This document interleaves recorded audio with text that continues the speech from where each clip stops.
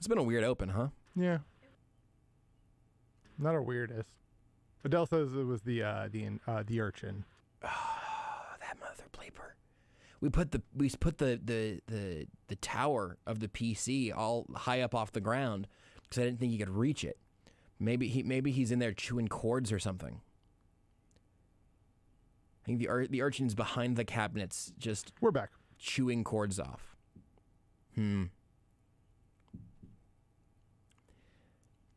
I do hate to say this, but unfortunately, Adele, part of your job as an intern is to prevent the urchin from wreaking havoc on this show. And so, I mean, I think it's going to be really hard Punishment for me time. It's really hard for me to give you a passing grade on this segment, or on this whole experience, really. Do you have any great Austin Ryder jokes that you prepared before you had to go into maintenance mode? Our new it's not our computer. The computer is beautiful and new and I'm crystal clear. It's been a treat. Went to like hibernation. Something weird just happened. Is like a thing that computers can do. There's not just power off and sleep mode. There is a hibernation mode. I think I went to hibernation. We should figure out why I did that now that I do that again. It doesn't really make sense why I would do it randomly then, but we'll figure it out. We'll maybe get there. An update. Ooh, also, Suns Mavs game 3 tonight, 2-0. Got that tipping off in about an hour. Joel Embiid's back, calling him the Phantom of the Process because he's wearing a mask because of his busted orbital bone. That's exciting. All right, well, this segment started weird and ended with just a fizzle.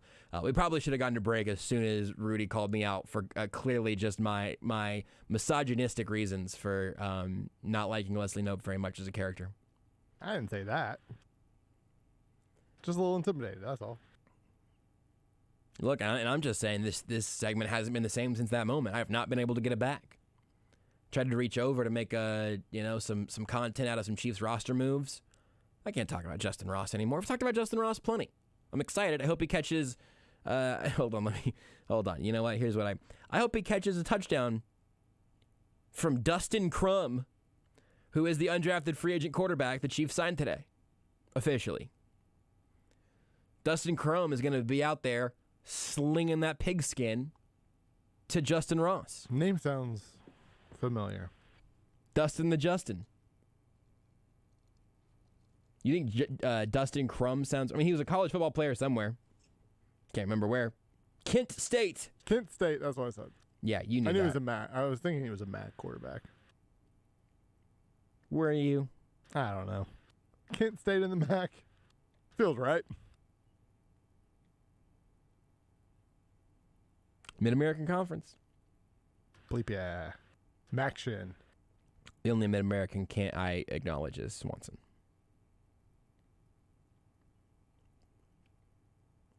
Two-time first-team All-MAC for Dustin Crum. What number do you think he's going to wear? Crum on a jersey. C-R-U-M is that's visceral. 7. I think he's got to go double digits. I don't know why. 11. Oof.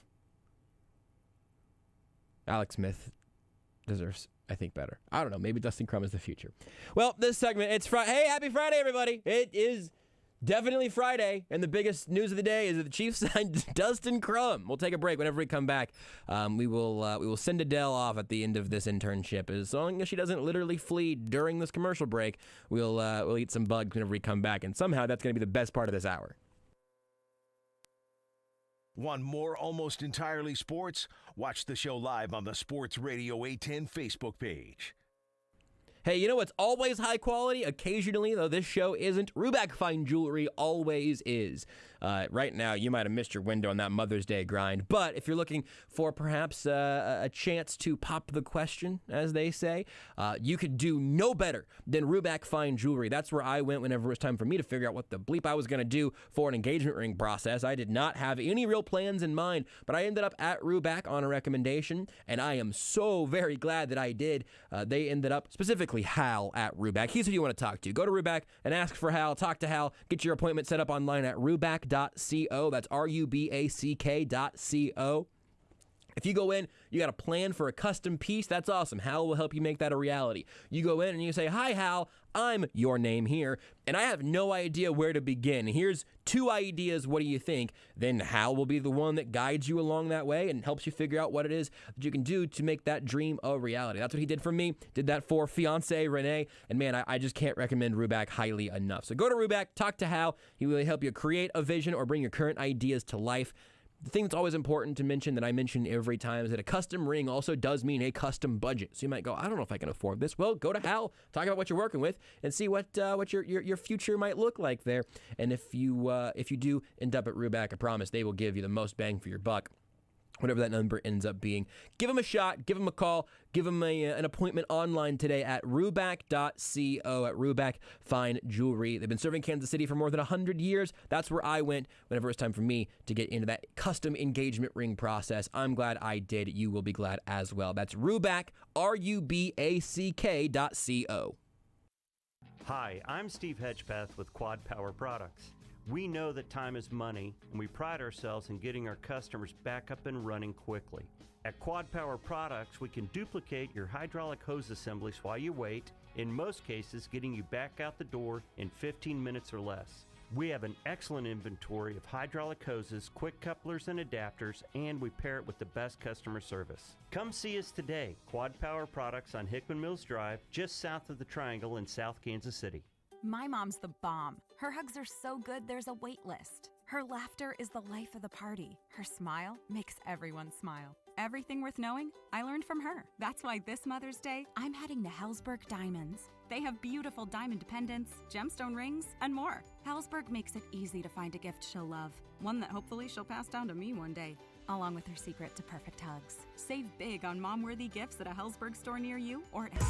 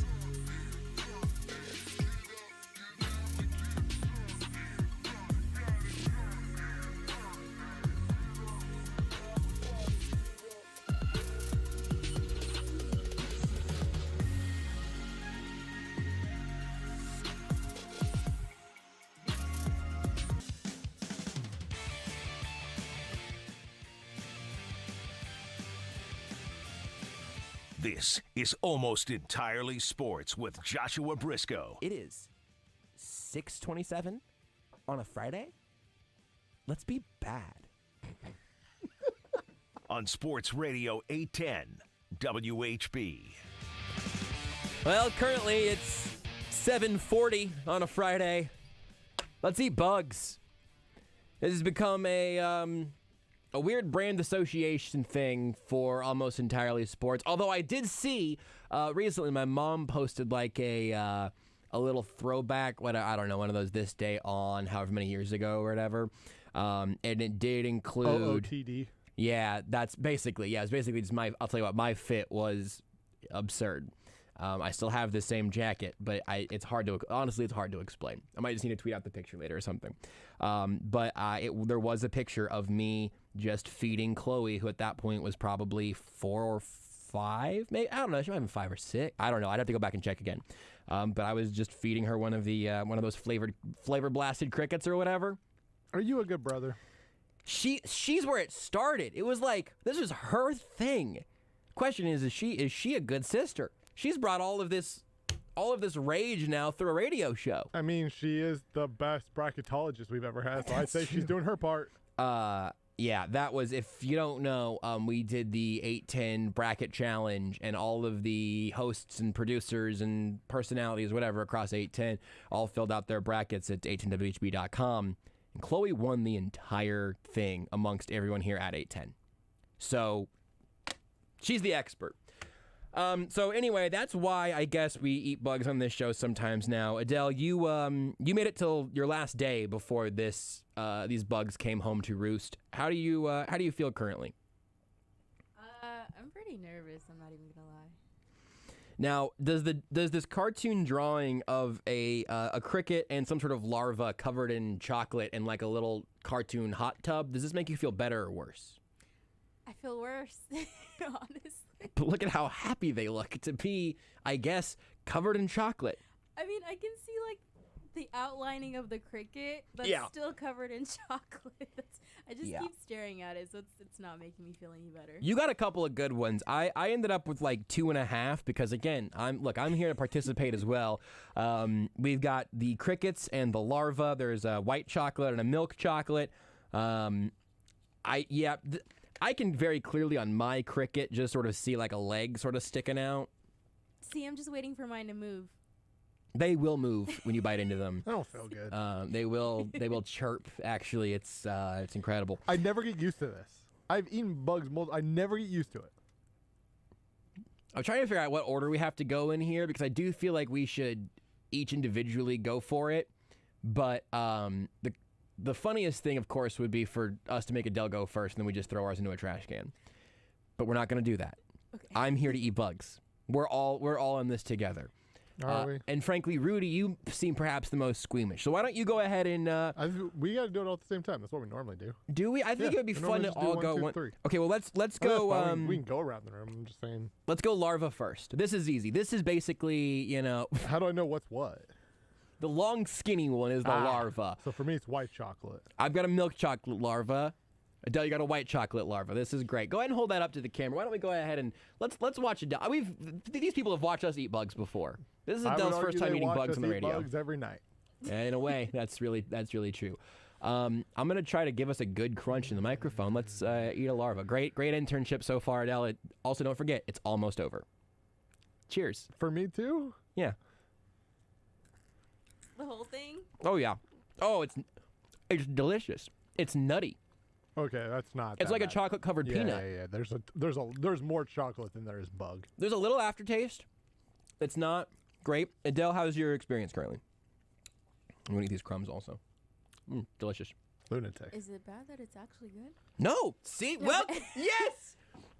I think There is much, at least in my larva, more chocolate than larva. So it was I tasted mostly chocolate. Me too. you also just solved almost entirely sports. You just asked the question, is it bad that it's actually good? I like that. You've done it. I've got actually a little bit of a white chocolate larva also. I'll go ahead and white chocolate one. Nothing wrong with that. Yeah, that was actually fine. Just a chocolate covered Rice Krispie, you know, it's got that texture. Well, I don't want you to remember now as we go to the crickets that these crickets did have a family that loved them, and well, are we sure? and feelings. Because here's the thing. I'm not saying all crickets are bad, but if you're telling me that one of these crickets maybe was just, a real bleep hole. I mean, I would argue there's a decent chance at least one of these crickets was not loved by his family. Think and of in a fact, Bug's life. didn't meet his family. Bug's life. Just wasn't there. It all makes a great point. Think about Bug's life. Just saying. You will. This one, I think we ought to kind of bite this one in half, just to get a little cross section. I don't like that idea. Let's do it. You ready? You guys ready? All in one. Yeah. Now we're gonna go. Let's give it a little cross section. Here we go.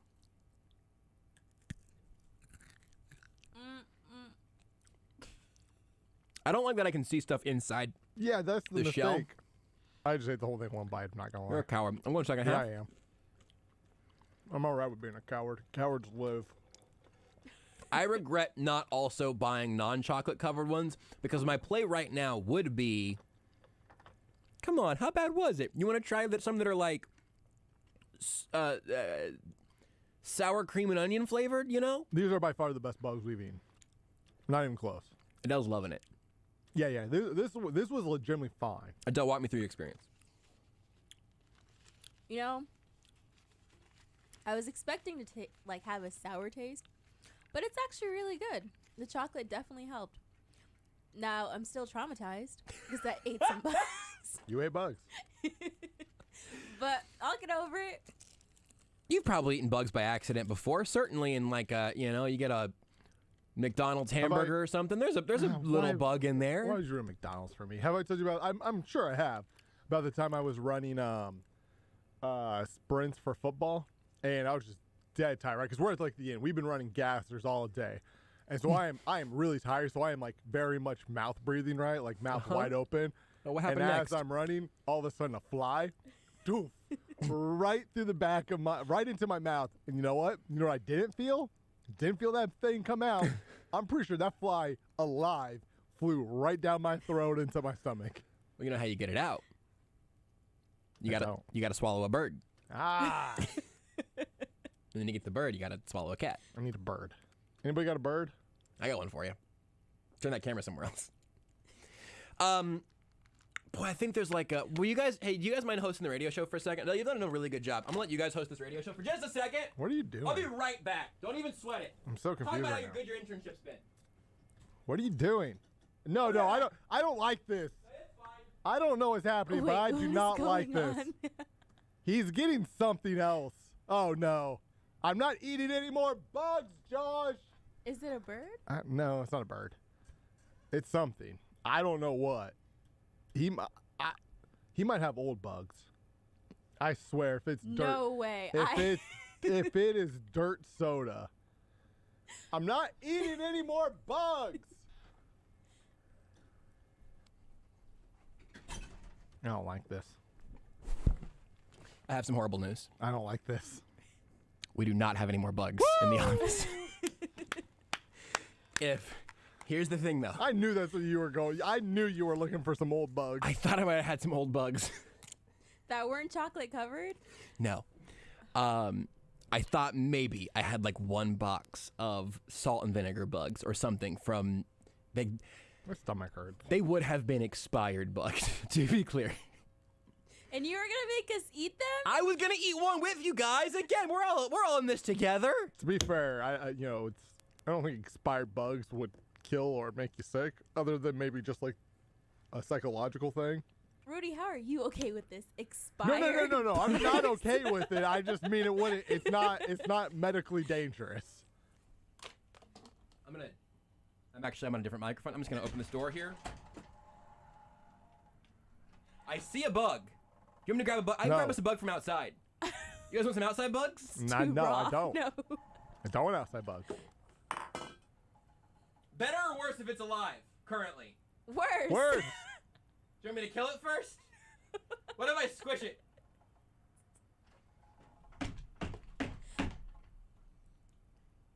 I think working at a radio It's the worst station has radio show we've ever done. really messed you up psychologically. Oh, he was messed up long before he started working here. He was homeschooled. Thanks for the other liner, Adele. That's really helpful. You have that one cut, Rudy. That's gonna be an all-timer, I think. This is a fun viewing experience for the audience, though. Is fun the right word? I don't think I've ever stood over here by the cutout of Travis Kelce. No. Probably need to take another break at some point here, right? Before Craig? Yeah. What do you think Craig's going to think about what he got into here? I think Craig's ate bugs before. Like, We'll ask him. relatively, like, common enough. That's not. I think Craig is eating a bug, and it's not phasing him at all. Craig's a man. The Renaissance man, in fact. There is an unidentified, just like speck of something on the floor over here. Does anyone want to eat it? What have you learned, Adele? Not just today, but altogether. What would you say? What's your big lesson? If you're going to share this out to all the millions of young students who email us and say, hi, the only thing I need in this world is an internship on Almost Entirely Sports, what would you tell them? I'd probably tell them, you have to meet Lebo. Yep. It's true. Yours on Twitch says, if you go get more bugs, I'm going to jump in and make it to that tree. And he's not wrong. I will get to that tree if I see an outside bug brought in here. S. Wallaby says check out hotlix.com. That's Lix. Don't Google that. I don't know. But that's the brand of the ones that I ordered from Amazon. The larvettes are top-notch worms. Cheddar cheese, barbecue, and Mexican spice flavors. Look, here's the thing. I was not ever a pork rind eater at any point in my life until they became like the quintessential zero-carb crunchy snack. And so now I've eaten pork rinds like on a regular basis for the last several months. Why are bugs so different? Because they're alive? Pigs were alive once before we rinded them. I mean, pork rinds are just bad. Pigs don't have I don't souls. think we're meant to eat bugs, honestly. Why do we eat shrimp? Are we meant to eat shrimp? We're not supposed to eat shrimp. They're Oh, really? like crustaceans of the sea. What's the crustacean issue? I'm just learning now. We're off the air. Don't curse though. Still. I mean, you're not supposed to eat shrimp. It's like comparable to like cockroaches. Well, shrimp was just ruined for me.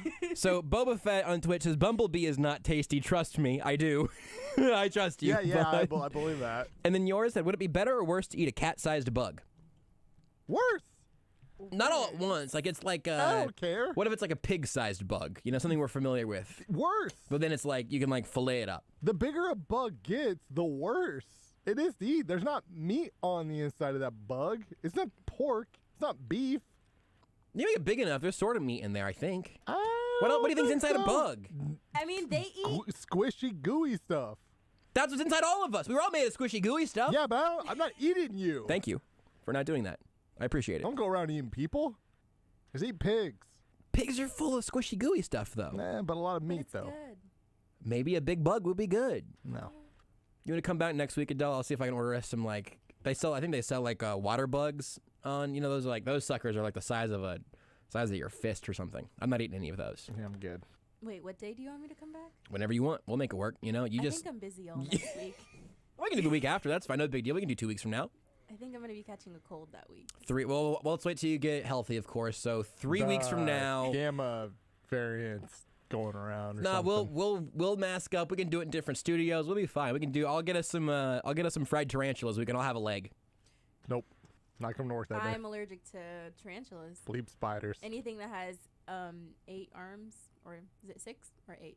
8 for a spider. I could do scorpions, though. I think they're just 6. That's fine, right? Yeah, with a big old pointer, stingy thing. You don't have to eat the stinger. I like the stinger. I'm good. No comment. Yeah, she's getting too good at this. We'll take a break, and then maybe by the time we come back, she'll just agree to take my job, and I can go continue my passion of traveling the world and eating flavored bugs for fun. Did you know you can listen to Almost Entirely Sports anywhere, anytime? Well, you can. Just search for Almost Entirely Sports wherever you get your podcasts. Hi there, Gary Giles with Giles & Jewelry.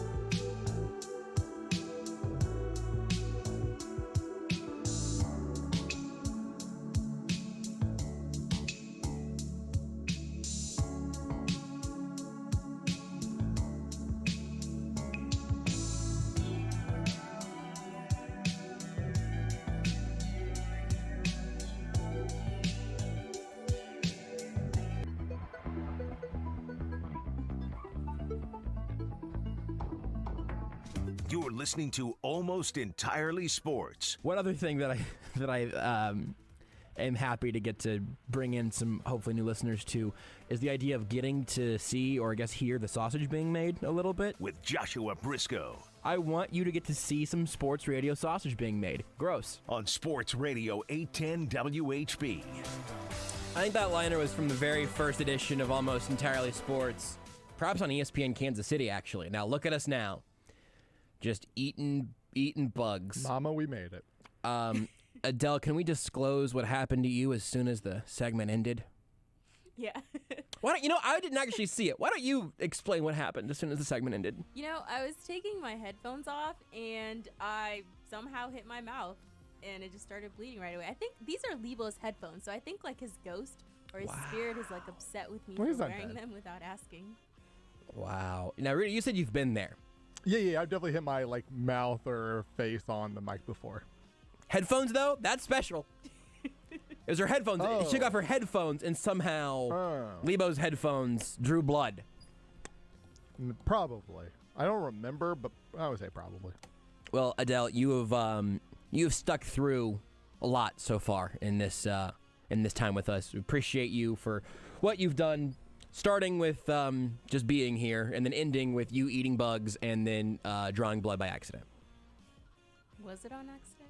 I hope you didn't do it on purpose. Although if you did, then you did it for attention and you did it for content. And if that's what you learned from this show, we didn't do too bad a job. Craig Stout next.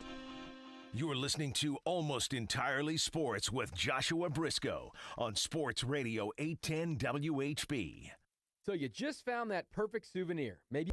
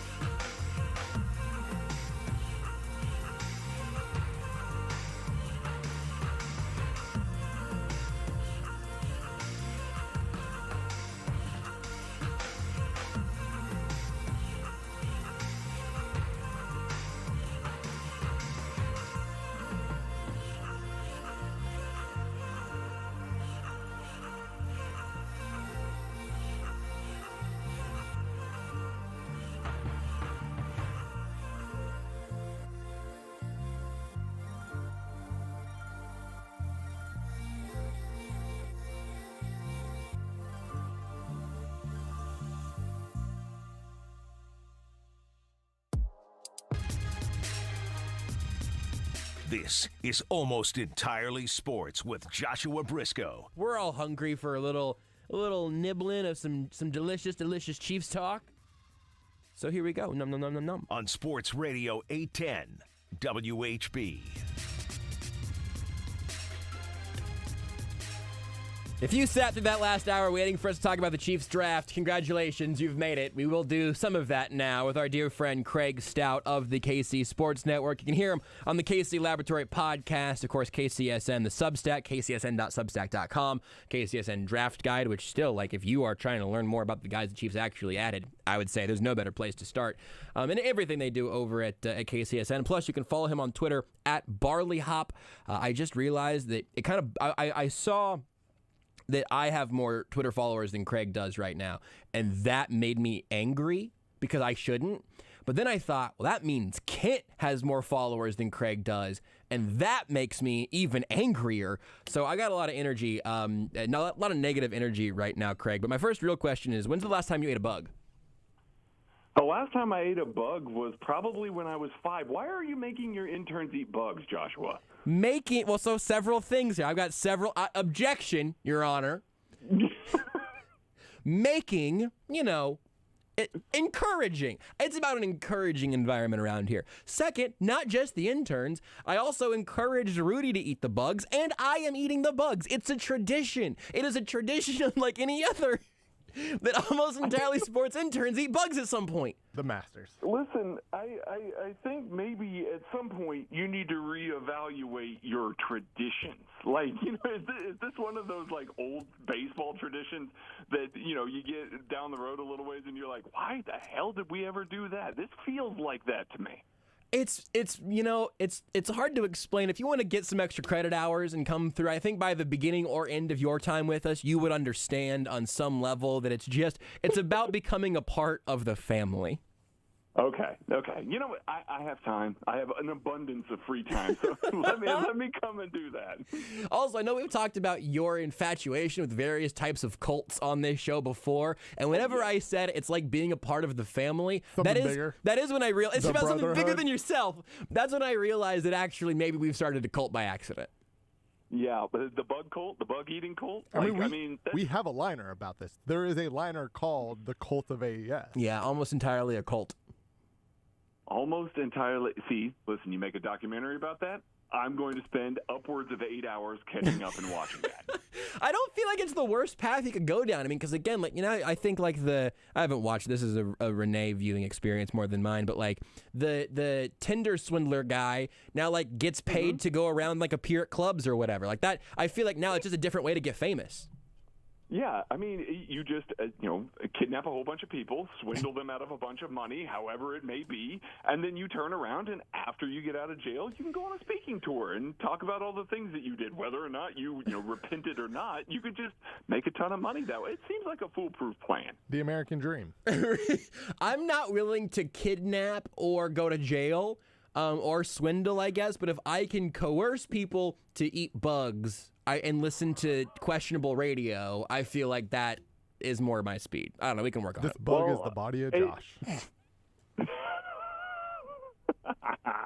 I love it. I love it. No, I hate it. Great. That's the worst. That's as bad as this could have gotten. Well, does Kent make you angry because he has more Twitter followers than either of us? Does that piss you off? It pisses me off. No, it doesn't piss me off. I don't have the same Twitter, veracity that the two of you do. And I get it. Trust me, I get it. I did at one point have more than the both of you. The fact that I know that means that it's not entirely true that I don't have the same Twitter veracity that both of you have. But no, I just don't. I don't have time anymore to really dedicate myself to the craft. Cut to me buying a bunch of Twitter followers later tonight, pointing out the fact that I'm ahead of both of you. Yours on Twitch just said you got to buy Craig some followers, man. Like that, I do feel like that's how we're gonna finally pay you back for all of your hours on this show. Is one day you're gonna wake up with 3,000 new bots just following you all at once.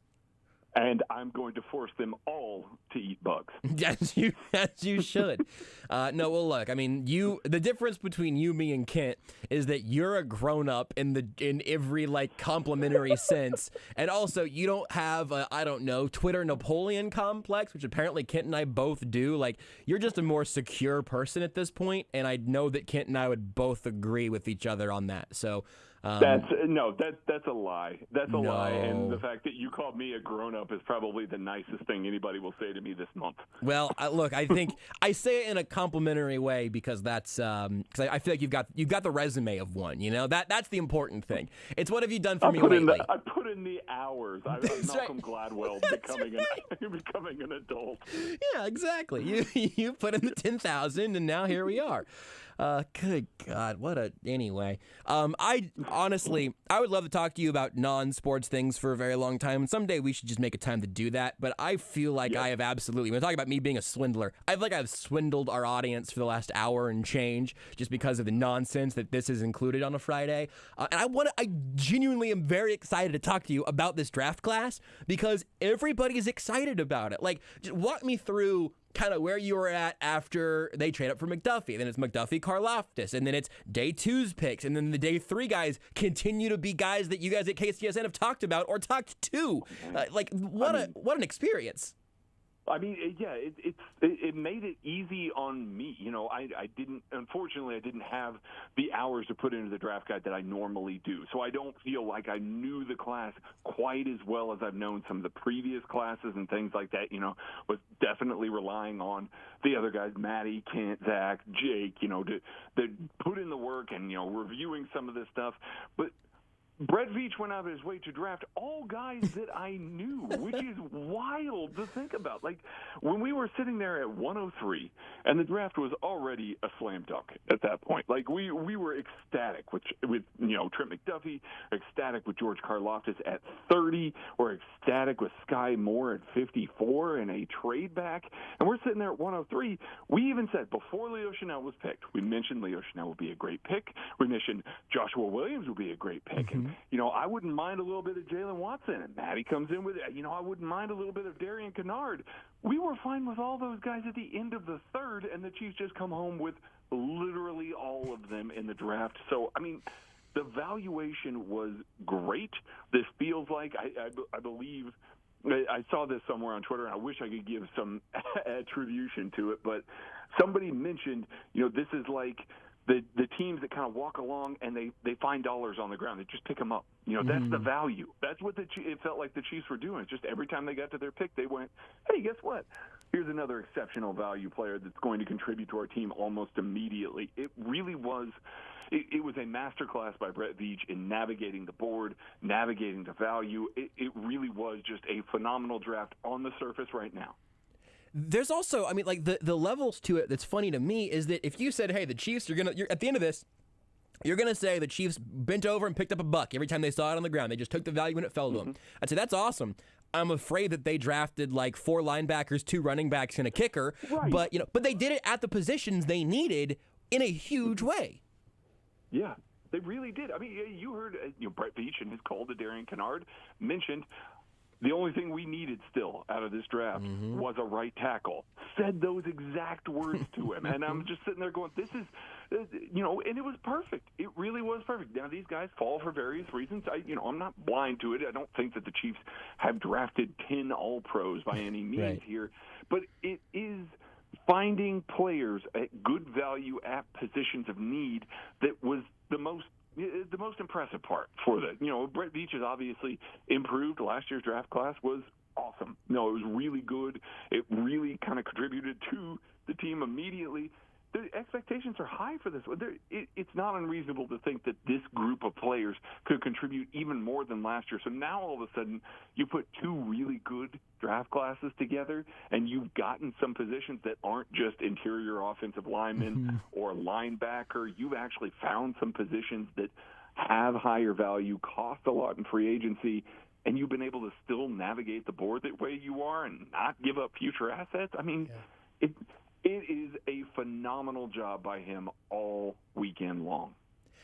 I think sometimes we just get a result and we want to try to connect the dots somehow in some way. But also with this class, I've seen and heard a lot of people come up with sort of consistent lines of logic or themes through this class. And maybe they don't all go all the way through 259 or whatever. But I've seen a variety of those. And I imagine you probably would have something to add. Do you think there is something that sort of tied together what they were doing here other than just sort of waiting for value? Since they did also be, again, able to do it at positions they needed.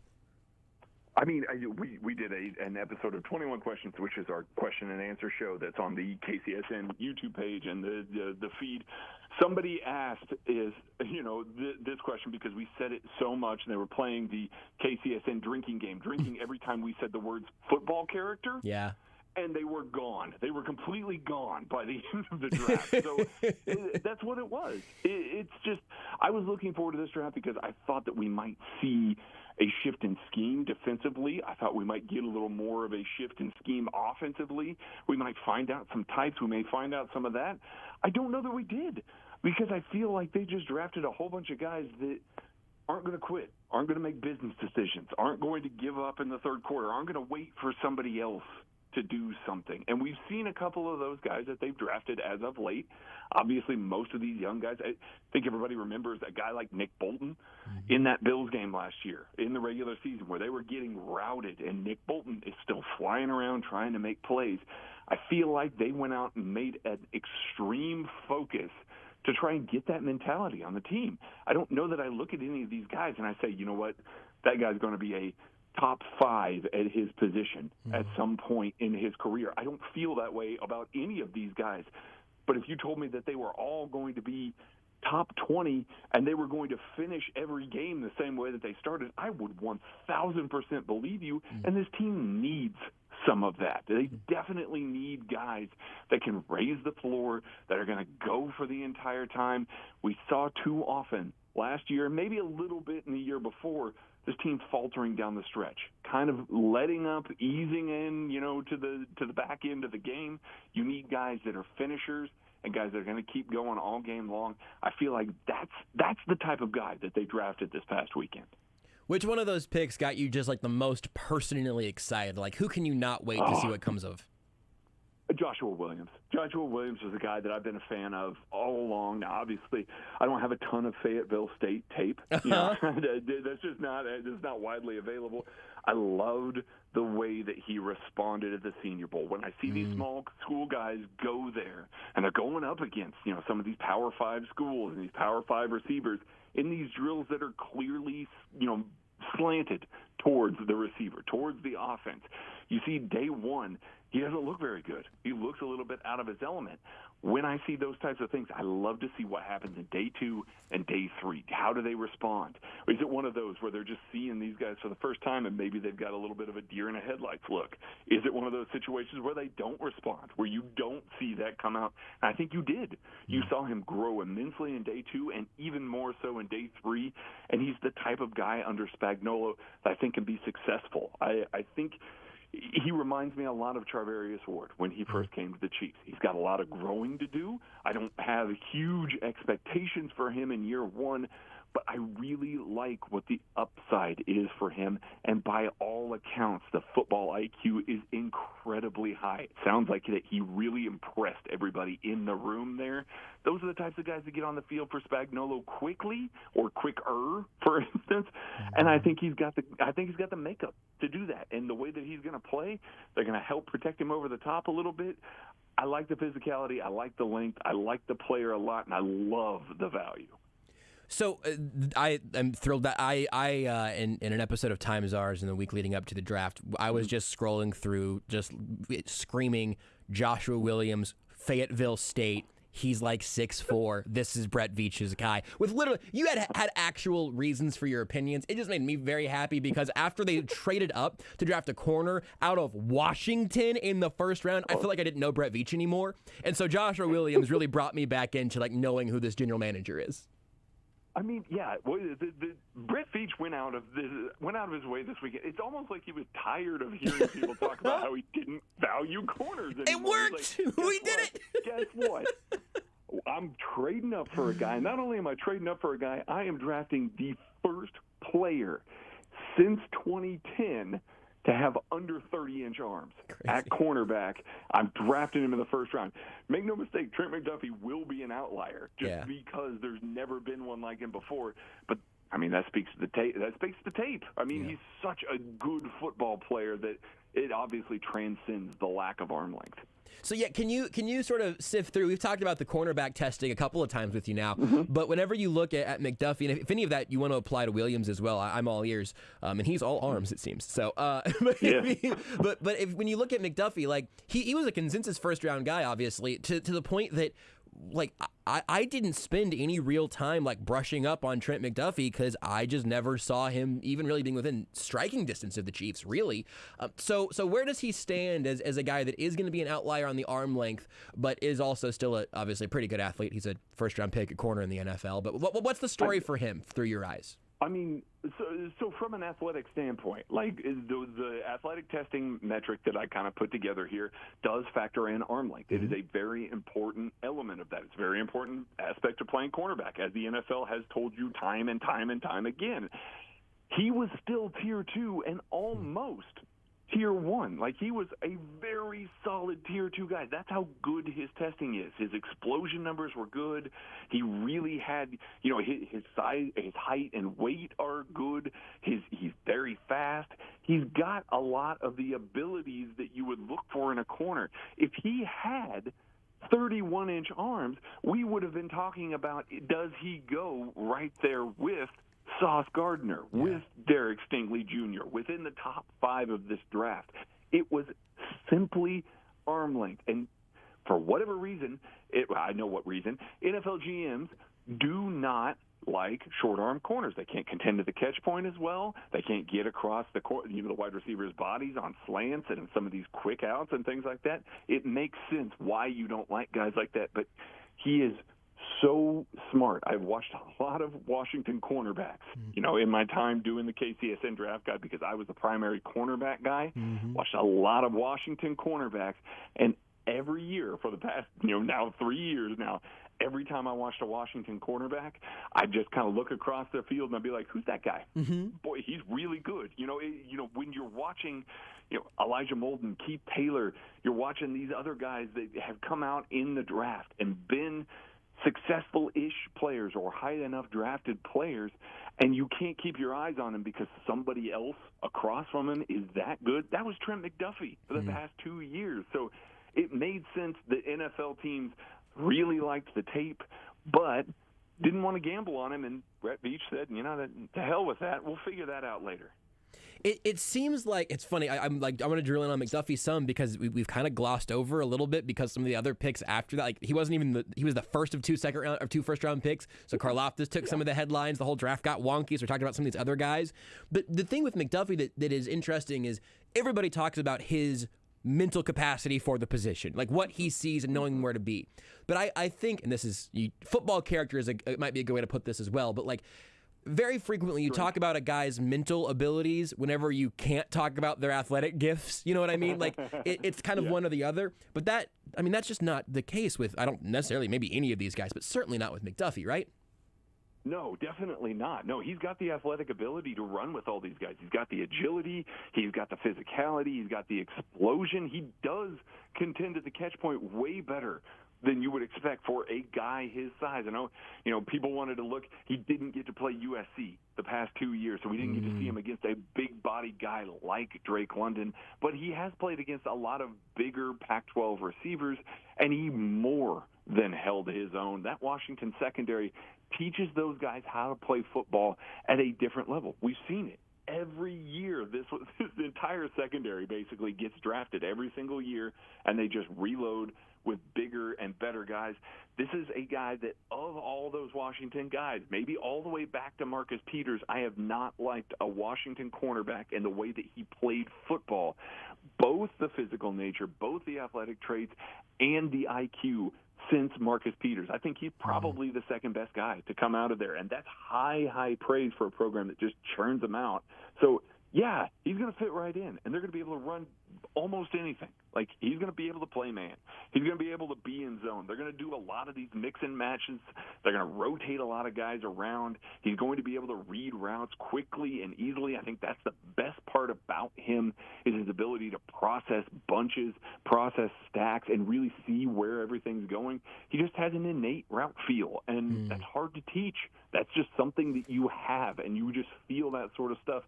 He just also happens to be an exceptional athlete and an exceptional cornerback. But when you couple that with those smarts, with that feel, Dane Brugler and Lance Zierlein said that he had the second best tape in the class behind Sauce Gardner this past year. Yeah. That's all you need to know. Like they said, listen, he was better than Derek Stingley. He was, they get why Derek Stingley went before him, but he had the second best tape in the class, and it was a close second. So it is literally just the arm length that is the only reason why he was even in the range of the Chiefs, which is why, like you said, you hadn't really watched him. Brett Veach was shocked that he was there. I mean, it's almost like they went, holy cow, we got to get up there right now. It's just panicking to get up there because it's like this player shouldn't be available to us. Is this a different Trent? What? Hey, somebody. Hey, anybody? What happened here? Is he okay? Wait. Hang on. Is this the other Washington corner? Right. Did everybody confuse him for the other one? Is this, right. Yeah. Did somebody nominate the other Adrian Peterson in this fantasy auction? What's happening here?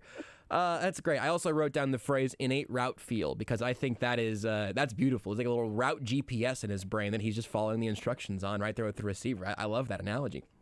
That's what it is. Yeah.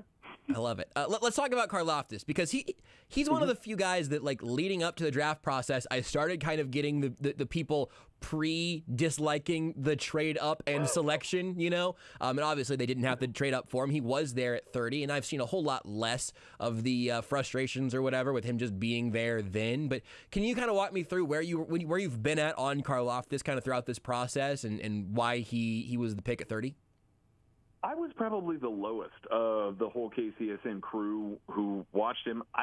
His tape against Ohio State is rough. I mean, it is really rough. Tight ends, right, their right tackle kind of handled him pretty easily. And so from that regard, that happened to be the first game I watched. That was my first impression. And it got better from there, certainly. That was obviously his worst tape. But you see a guy that's pretty stiff, pretty linear, but it's hard to really evaluate him because he was the only guy on that defense that teams had to really account for. So they just throw doubles and triples and everything at him all game long. So it wasn't really a watch that you can take a whole lot from.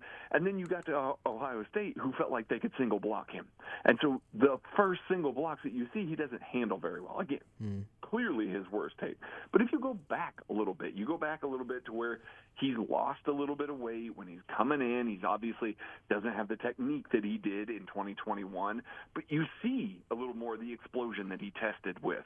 You see a little bit more flexibility, certainly not a ton, but a little bit more flexibility, and you see a guy that's got a little bit of agility too. So I think the Chiefs are probably going to ask him to play a little lighter, play a little closer to what he tested at, which is certainly lower than what he played at last year. So I watched a guy in 2021 that I wasn't thoroughly impressed with, but I understood it. He plays with a lot of energy. Again, like I said, he's going to finish games. He's got good technique. He plays with pretty good leverage, and he's just going to keep coming at you all game long. If you want to tell me that you're drafting the guy because you think that he's going to overwhelm a tackle in the fourth quarter repeatedly, a la Trey Hendrickson, I totally get it, because I think that he was probably the last guy of the defensive ends that was capable of coming in and having that sort of impact. After that, you're talking about, a little more developmental guys and things like that. But I am curious to see where he's going to play and at what weight, because I think if he's a little lighter, they can kind of help him with some of the leverage, help him with some of the technique, help him with some of his run defense, and I think he's going to be a better overall pass rusher. And, as you heard on this call, he's ecstatic to get to play with Chris Jones, to get to play with Frank Clark. I mean, he even said the words, I'm not going to get doubled anymore. Like, that's the pure joy of a man who's just like, listen, I've been running into triple teams full bore for 4 quarters every game for the past 2 years. I finally get a single block opportunity here. So, I'm betting on that guy just from pure determination, really. There was the video. I think I don't know if it just got tweeted out today or yesterday, but I think I just saw it today or yesterday where it was him just post draft. If someone else hasn't seen the clip Craig's referring to, where it's him and I believe his girlfriend. I would think. If it was not, I apologize. Right. It's either girlfriend, agent, something like that. Yeah, sure, I'm not sure. Sure. Yeah. I know that he and his girlfriend have a dog together because that's the Twitter engagement that I've had with George Karlaftis at this point is that I saw pictures of his dog. But she was like, "Oh, this is going to be so great." He's like, "Yeah, they have a good end and a good tackle. I'm not going to get double teamed anymore." She's like, "This just couldn't be better." He's like, "I know. I'm not going to get double teamed anymore." Like he was like in this moment, like he's got the fresh hat on. She's like fixing his tie or something, and he it felt like all he was thinking was, "I'm not going to get double teamed as much." Yeah, I know. It's just and that speaks volumes also to his character. Yeah. Like, that's what it was. Like, I'm sure he's playing, based on everything we've heard about the man, like, he's just running into that at Purdue all game long. It's like, listen, I'm gonna do what I'm going to do, and I'm just going to occupy this, and hopefully somebody else will get free. But, now it's time. Oh, they got Chris Jones. They got Frank Clark. They got other defensive end. I'm not going to get doubled anyway. He said it twice. I mean, it's yeah. Just beside himself with glee to play for Steve Spagnuolo and this defense. Yeah. I get it. I get, again, I'm not his biggest fan in the world, but I can totally see his path to success. I can totally understand how he's going to win, and obviously I'm rooting for him. I'm excited to see him out there. I want to get your feel on Brian Cook also, because he's another one of those guys that, like, 62 is a very premium draft pick, and I feel like he's Leo Chanel a round later, but 40 picks later has gotten, I think, a little more hype because, he's hilarious. Oh, he's got the most fun. He's got the most fun tape of the entire draft class. The man is a wrecking ball, yes. Yeah, and it's like, so I do also want to let you talk about Leo Chanel at some point, but I feel like that has led to Brian Cook being kind of swept over a little bit, where, it's easy to say, oh, he can do some Dan Sorensen things, but I also don't know if you spend pick 62 on somebody you expect to be more juiced Dan Sorensen, right? So what is his actual, like, range going to be? I know Matt really liked him in the draft guide. Yeah, no, I think that Brian Cook is just going to be one of those guys that's going to fly under the radar. He's going to do all the little things well. I think the thing that jumps out on tape, as a deep safety, you see him read route distributions really well. Cincinnati asked him to play a lot of single high. I don't know that he's got the range at the NFL level to play a lot of single high, which is fine because Steve Spagnuolo likes to play too high. I think he's going to be an excellent too high safety. But the thing that you see as a deep safety is he stays deeper than the deepest, which is something that the Chiefs obviously struggled with a little bit last year. Think back to that Bengals game. My goodness. And then Bengals game, Bills game, all those playoff games. But he also is a guy that reads out route distributions really, really well underneath. Like, he makes moves towards where the receiver should go before the receiver starts out of his break. He just understands the leverage of all of that so well that it makes him play even faster than he already is. It sounds like, according to, Andy Reid, we didn't get any testing numbers because of an injury, but it sounds like a guy that they believed if he would have tested well enough that he would not have been available at all to the Chiefs. And that's very interesting. I mean, you watch him on tape, he certainly seems fast enough. He seems explosive enough, especially when coming downhill. He really fills the alley really well. But he's also not a guy that you think of when you think about these uber athletic safeties. So I am curious. Do they know something we don't about his athletic ability? Are they really going to come out there maybe with three guys, Juan Thornhill, Justin Reed, and now Brian Cook, that all have the flexibility to play deep, all have the flexibility to rotate down into the box and be able to hit? All three of those guys are perfectly capable of it. And that's the other best thing about Brian Cook. He is fearless. He will take on pulling blockers. He will take on offensive linemen with reckless abandon. It's kind of a theme with this defensive class, but he really does take on those guys. He is a different safety than we have seen in that regard defending the run. He has just been, he's fearless. He will come downhill. He'll fill the alley. He'll wrap up. He'll make hits. You're not going to be yelling at him for making business decisions, letting guys out of his grasp, not taking on a blocker. Like, he's going to do all of that stuff very, very willingly. It remains to be seen how exactly they're going to use him. I can see them using him deep in split safety looks. I can see them using him in the box. He really is a little bit of a chess piece in that regard. Obviously, a step down from a chess piece like Tyrann Mathieu, but a chess piece nonetheless.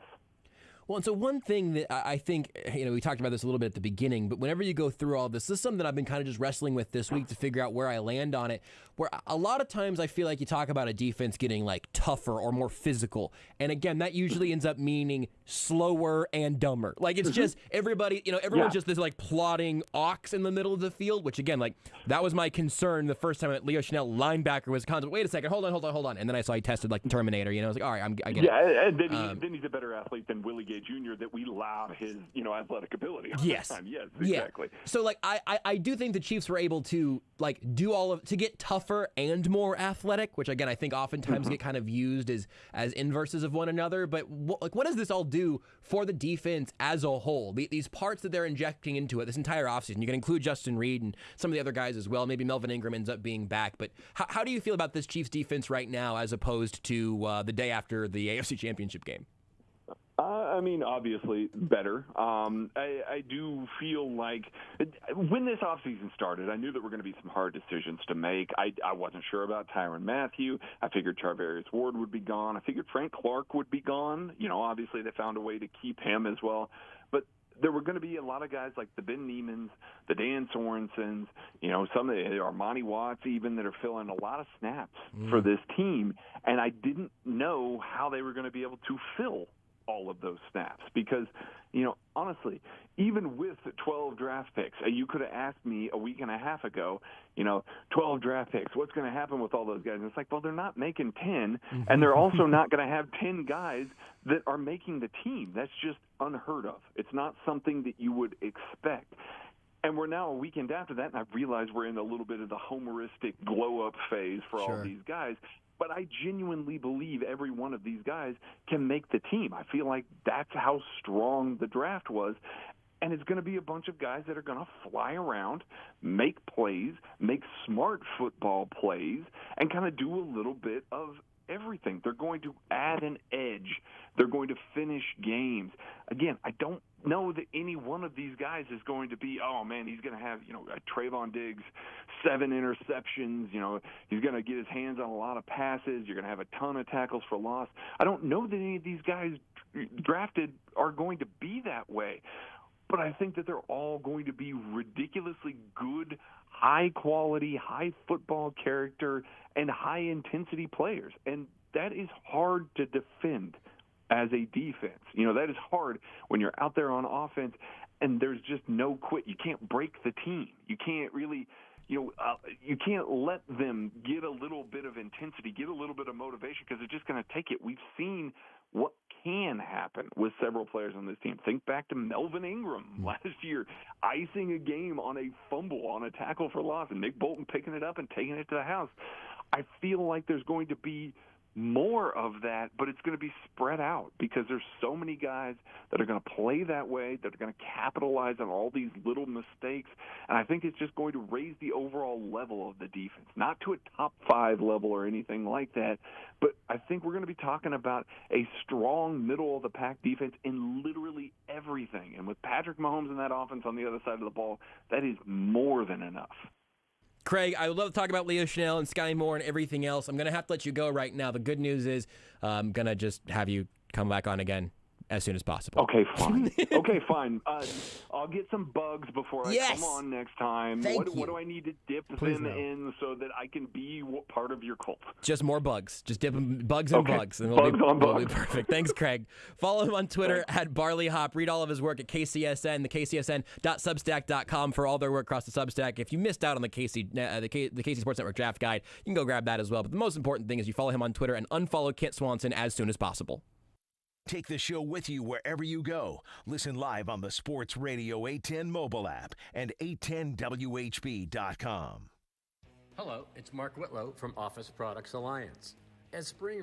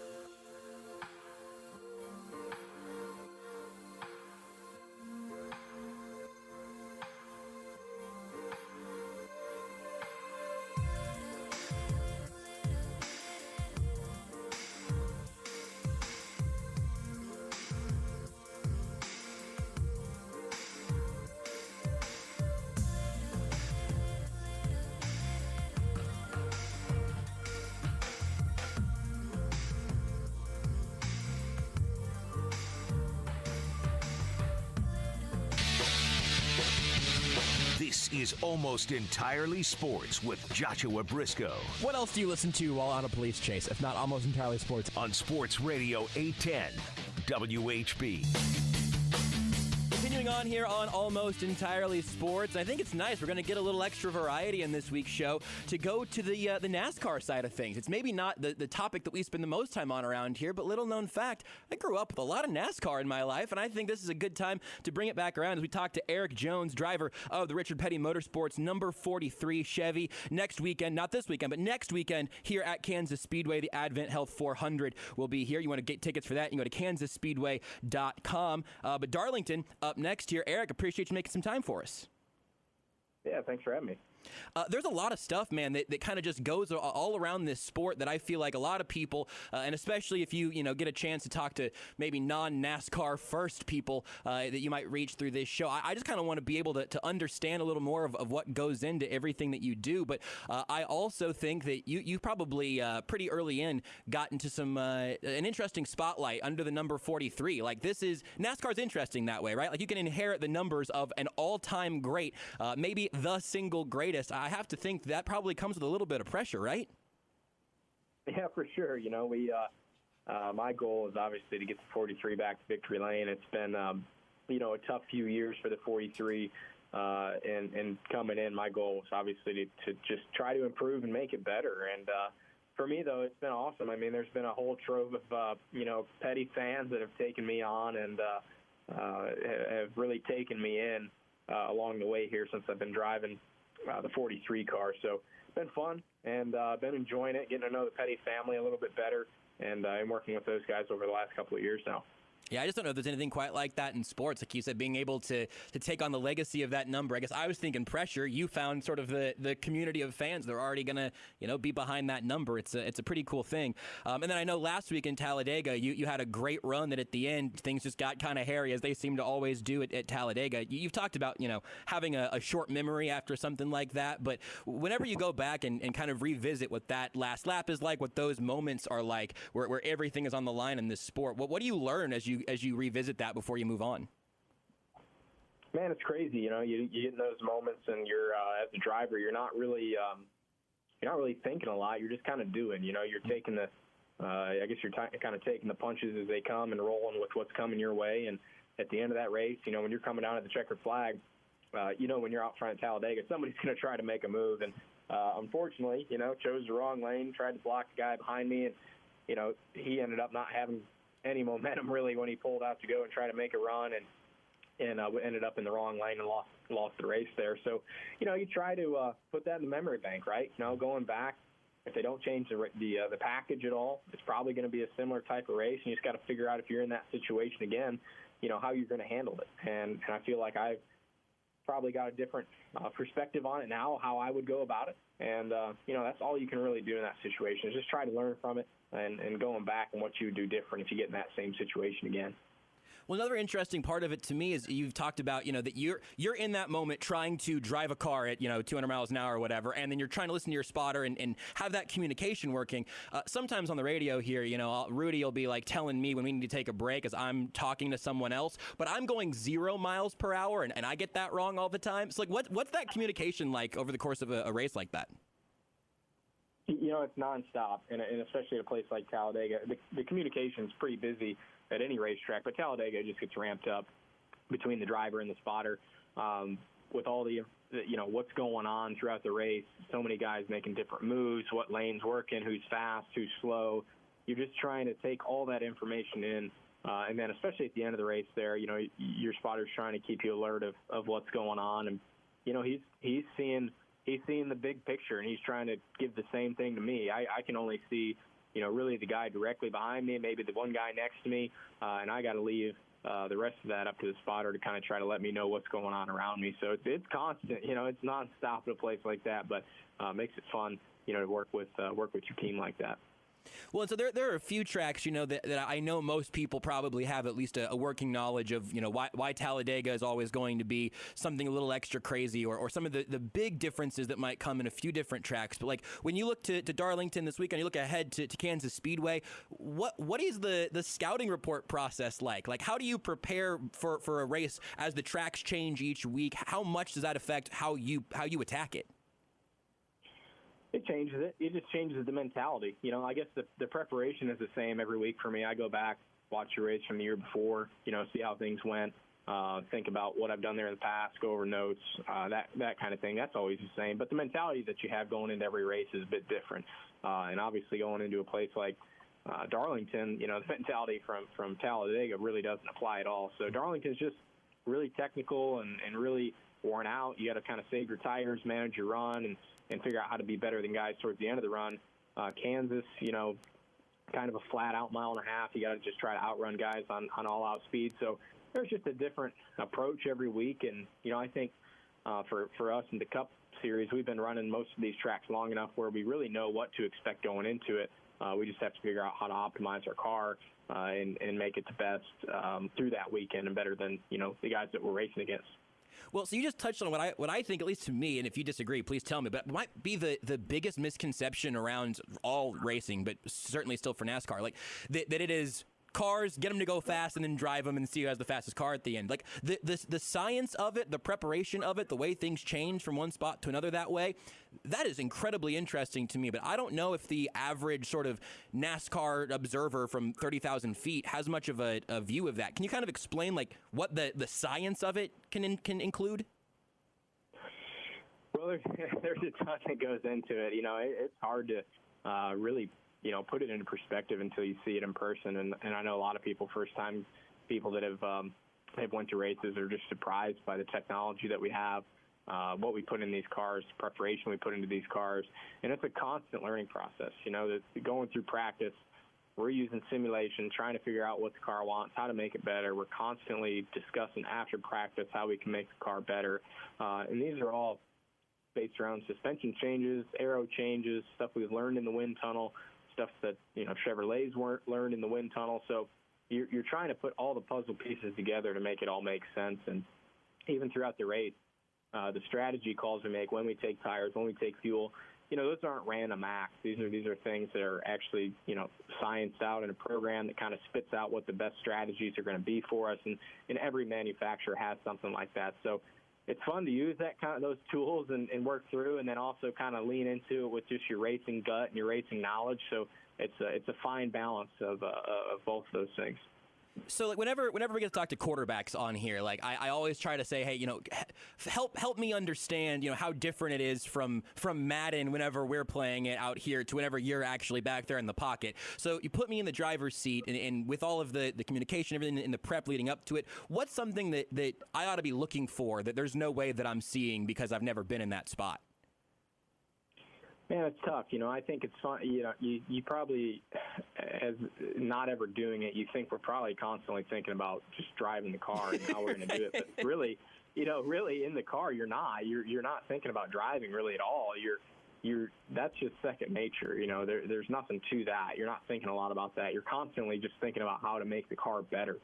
Communicating with your team, how you can make the car better. And then beyond that, you're really just trying to set up your next move. If you're running a guy down, it's not like when you catch him, even if you're faster, you're not just going to blow right by him. You got to figure out how you're going to set him up, focus on where his weaknesses are, focus on where your strengths are, figure out how to make that pass efficiently. You don't want to try to lose a lot of time, making that move. So there's just an array of things that you're thinking about, and none of them really have to do with how you're driving the car. That's just kind of second nature when we're out there doing it. Well, so you're 25, right? I'm 27. I think I've probably missed my window to get into professional racing. But when did that start for you? Like, you're at this point, and you've been doing it for a while, and you are still outrageously young. Like, when did you start driving at an excessive speed?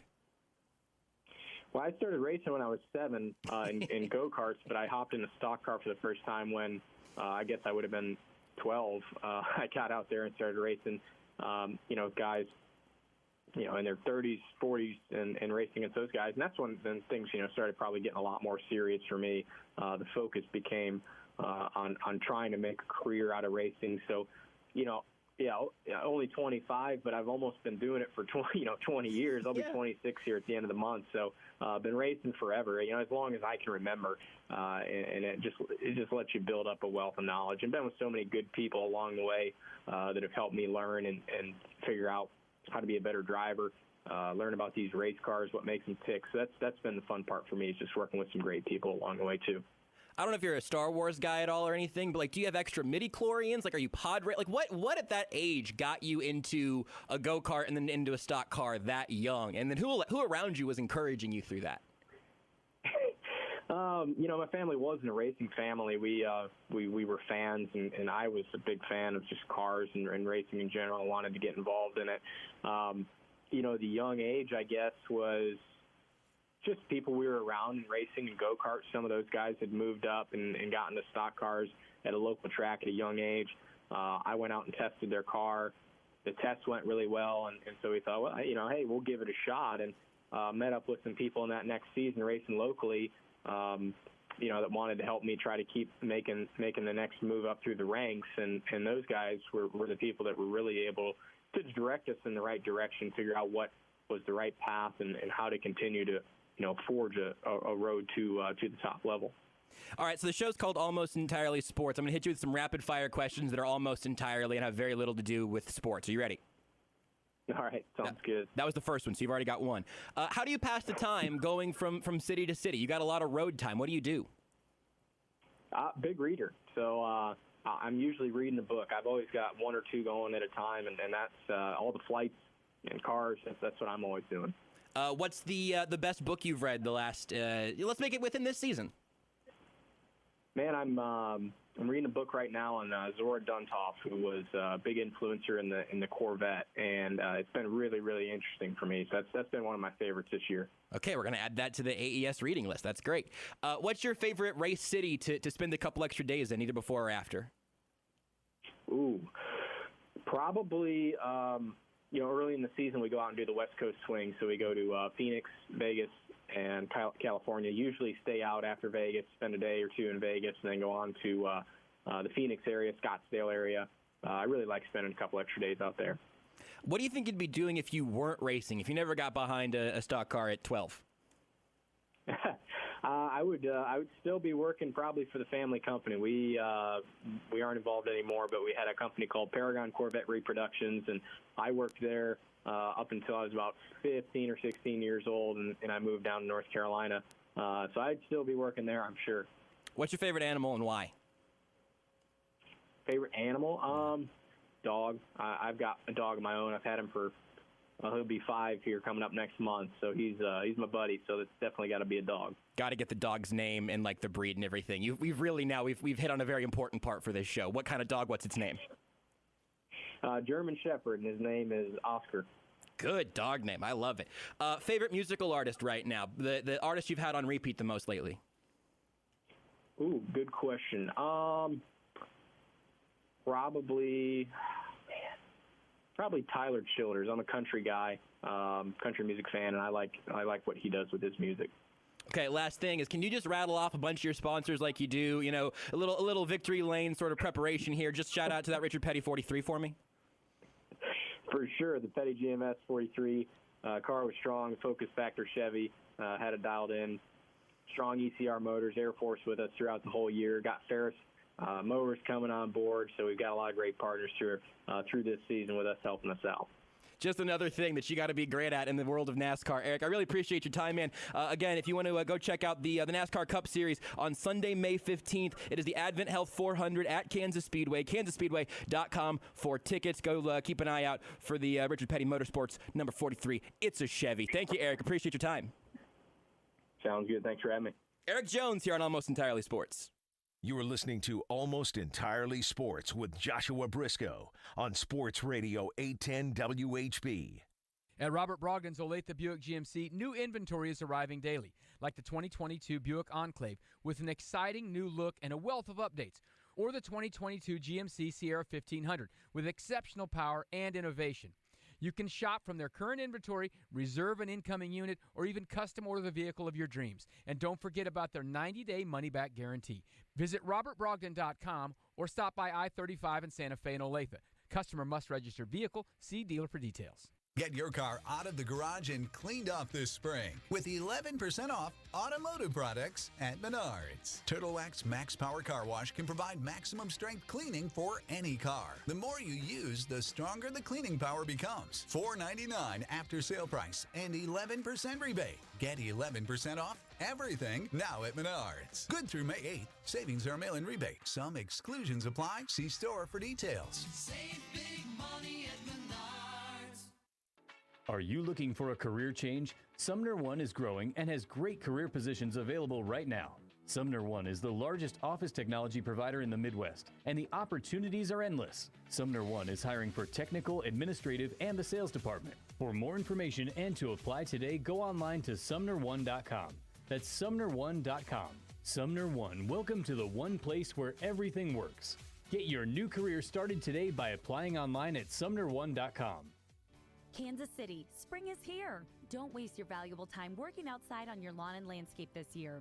Hire the professionals at Summit Lawn and Landscape. From mowing and fertilization programs, mulching and shrub trimming, to complete landscaping and sprinkler system design, install, and service, Summit Lawn and Landscape can do it all. Spring is here, so don't delay. Use who Sports Radio 810 uses for all of our outdoor needs. Call Summit Lawn and Landscape at 816-966-9434 or submit a bid request online at summitlawn.com. What good is a beautiful lawn if bugs and pests keep you from going out and enjoying it? Let Ryan Lawn and Tree keep bugs and pests out of your home and out of your lawn.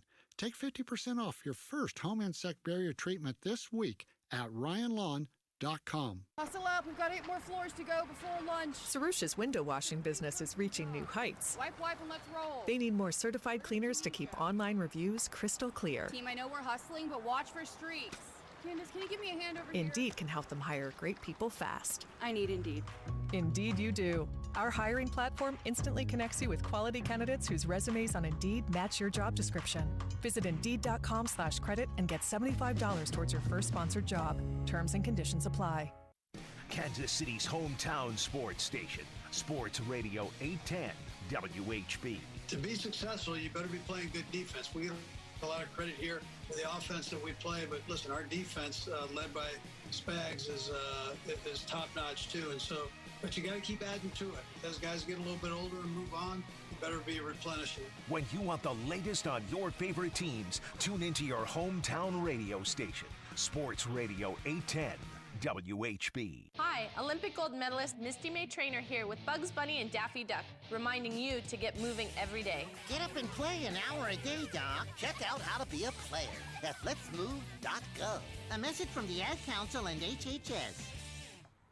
Why do I drive with Z-Trip? Because I have a family and need a flexible schedule. Why do I drive with Z-Trip? Because I get paid daily. Why do I drive with Z-Trip? Because Z-Trip has a real team to help me succeed. Why do I drive with Z-Trip? Because I want to drive their car and not worry about maintenance. We drive through Z-Trip because who you drive for matters. Apply today at ztrip.com. That's ztrip.com. Get on the road to success. For NFL action, there's only one station to follow all season long. Sports Radio 810 WHB. Sports Radio 810 is the home of NFL Sundays, Thursday, Sunday, and Monday Night Football. And Sports Radio 810 is your home for the NFL playoffs. Follow the NFL on Kansas City's hometown radio station, Sports Radio 810 WHB. It's Family Leisure's Factory Direct Hot Tub Sale. We have hot tubs coming in every week. No need to wait for months. Come get your dream hot tub today. Family Leisure also has pools in stock for spring installation. Don't go another summer without a pool for your family. Come in and see our huge selection of patio furniture. Family Leisure is your one-stop shop for pool tables, shuffleboard, bar stools, and home theater seating. All priced to go. Mention 810 and save more at Family Leisure in Olathe. 913-888-7727. Awesome! Hi, Olympic gold medalist Misty May Trainer here with Bugs Bunny and Daffy Duck, reminding you to get moving every day. Get up and play an hour a day, Doc. Check out how to be a player at letsmove.gov. A message from the Ad Council and HHS. Kansas City's hometown sports station. Sports Radio 810 WHB Kansas City. This is SportsCenter. I'm Steve Lennox. Joel Embiid's return to the Philadelphia 76ers lineup. A successful one on this Friday night. Sixers take Game 3 at home, 99-79 win over the Miami Heat. Embiid, who missed the first 2 games of the series, recording a double-double with 18 and 11 rebounds. Tyrese Maxey, Danny Green, both with 21 apiece. Heat, even with the loss, still up 2-1 in the series. Mavericks trying to get back into their series after losing the first 2 games in Phoenix. Game 3 underway in Dallas. It's on ESPN TV. Suns in a timeout and up to 13-11 on the Mavericks. Earlier on NBA Countdown, Michael Wilbon had this to say about Chris Paul. In 40 years of covering sports, all the sports and a lot of great athletes, I have never come across anyone who is more prepared or better prepared than Chris Paul. I know he hasn't won a championship yet, although David Stern helped cement that when he negated the trade to the Lakers for Kobe Bryant. It would have paired Chris Paul and Kobe Bryant. You think they would have won at least one? Because I do. CP3 celebrating his 37th birthday today, averaging over 10 points in the fourth quarter so far in this year's playoffs. Pittsburgh Penguins goaltender Casey DeSmith, core muscle surgery this morning, will miss the remainder of the playoffs. He suffered the injury in the second overtime of Game 1 on Tuesday night. A Penguins win over the Rangers in Game 1. Bruins at home beat the Hurricanes 4-2 for their first win of the series. Third period right now in Tampa. Maple Leafs 3-2 advantage on the Lightning. And in the first period in St. Louis, Minnesota 2-0 lead on the Blues. Keyshawn, J. Will, and Max. Same size as Steph Ja Morant. If that guy comes to your home court and wins a pivotal Game 3, Memphis goes on to win the series. Get more from the guys Monday morning at 6 Eastern on ESPN Radio and on ESPN2.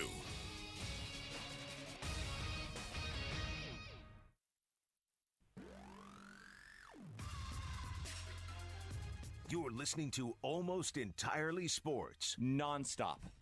Right hand, left hand, nonstop, Josh. With Joshua Brisco. At the time, it is the only thing I want to do. Yeah. The next day, I 100% regret it every time. Yeah. On Sports Radio 810 WHB. This is the ideal way to close out a week. We've been doing this for a while. Mick Shaffer, KSHB 41, is with us for the last hour of the week. That's how things usually go. Inexplicably, Jed Marshall of the program is also here, which I think is good for everyone. Guys, thanks for being here. This is really exciting. I feel like in winning time when, who was the coach? Paul Westhead?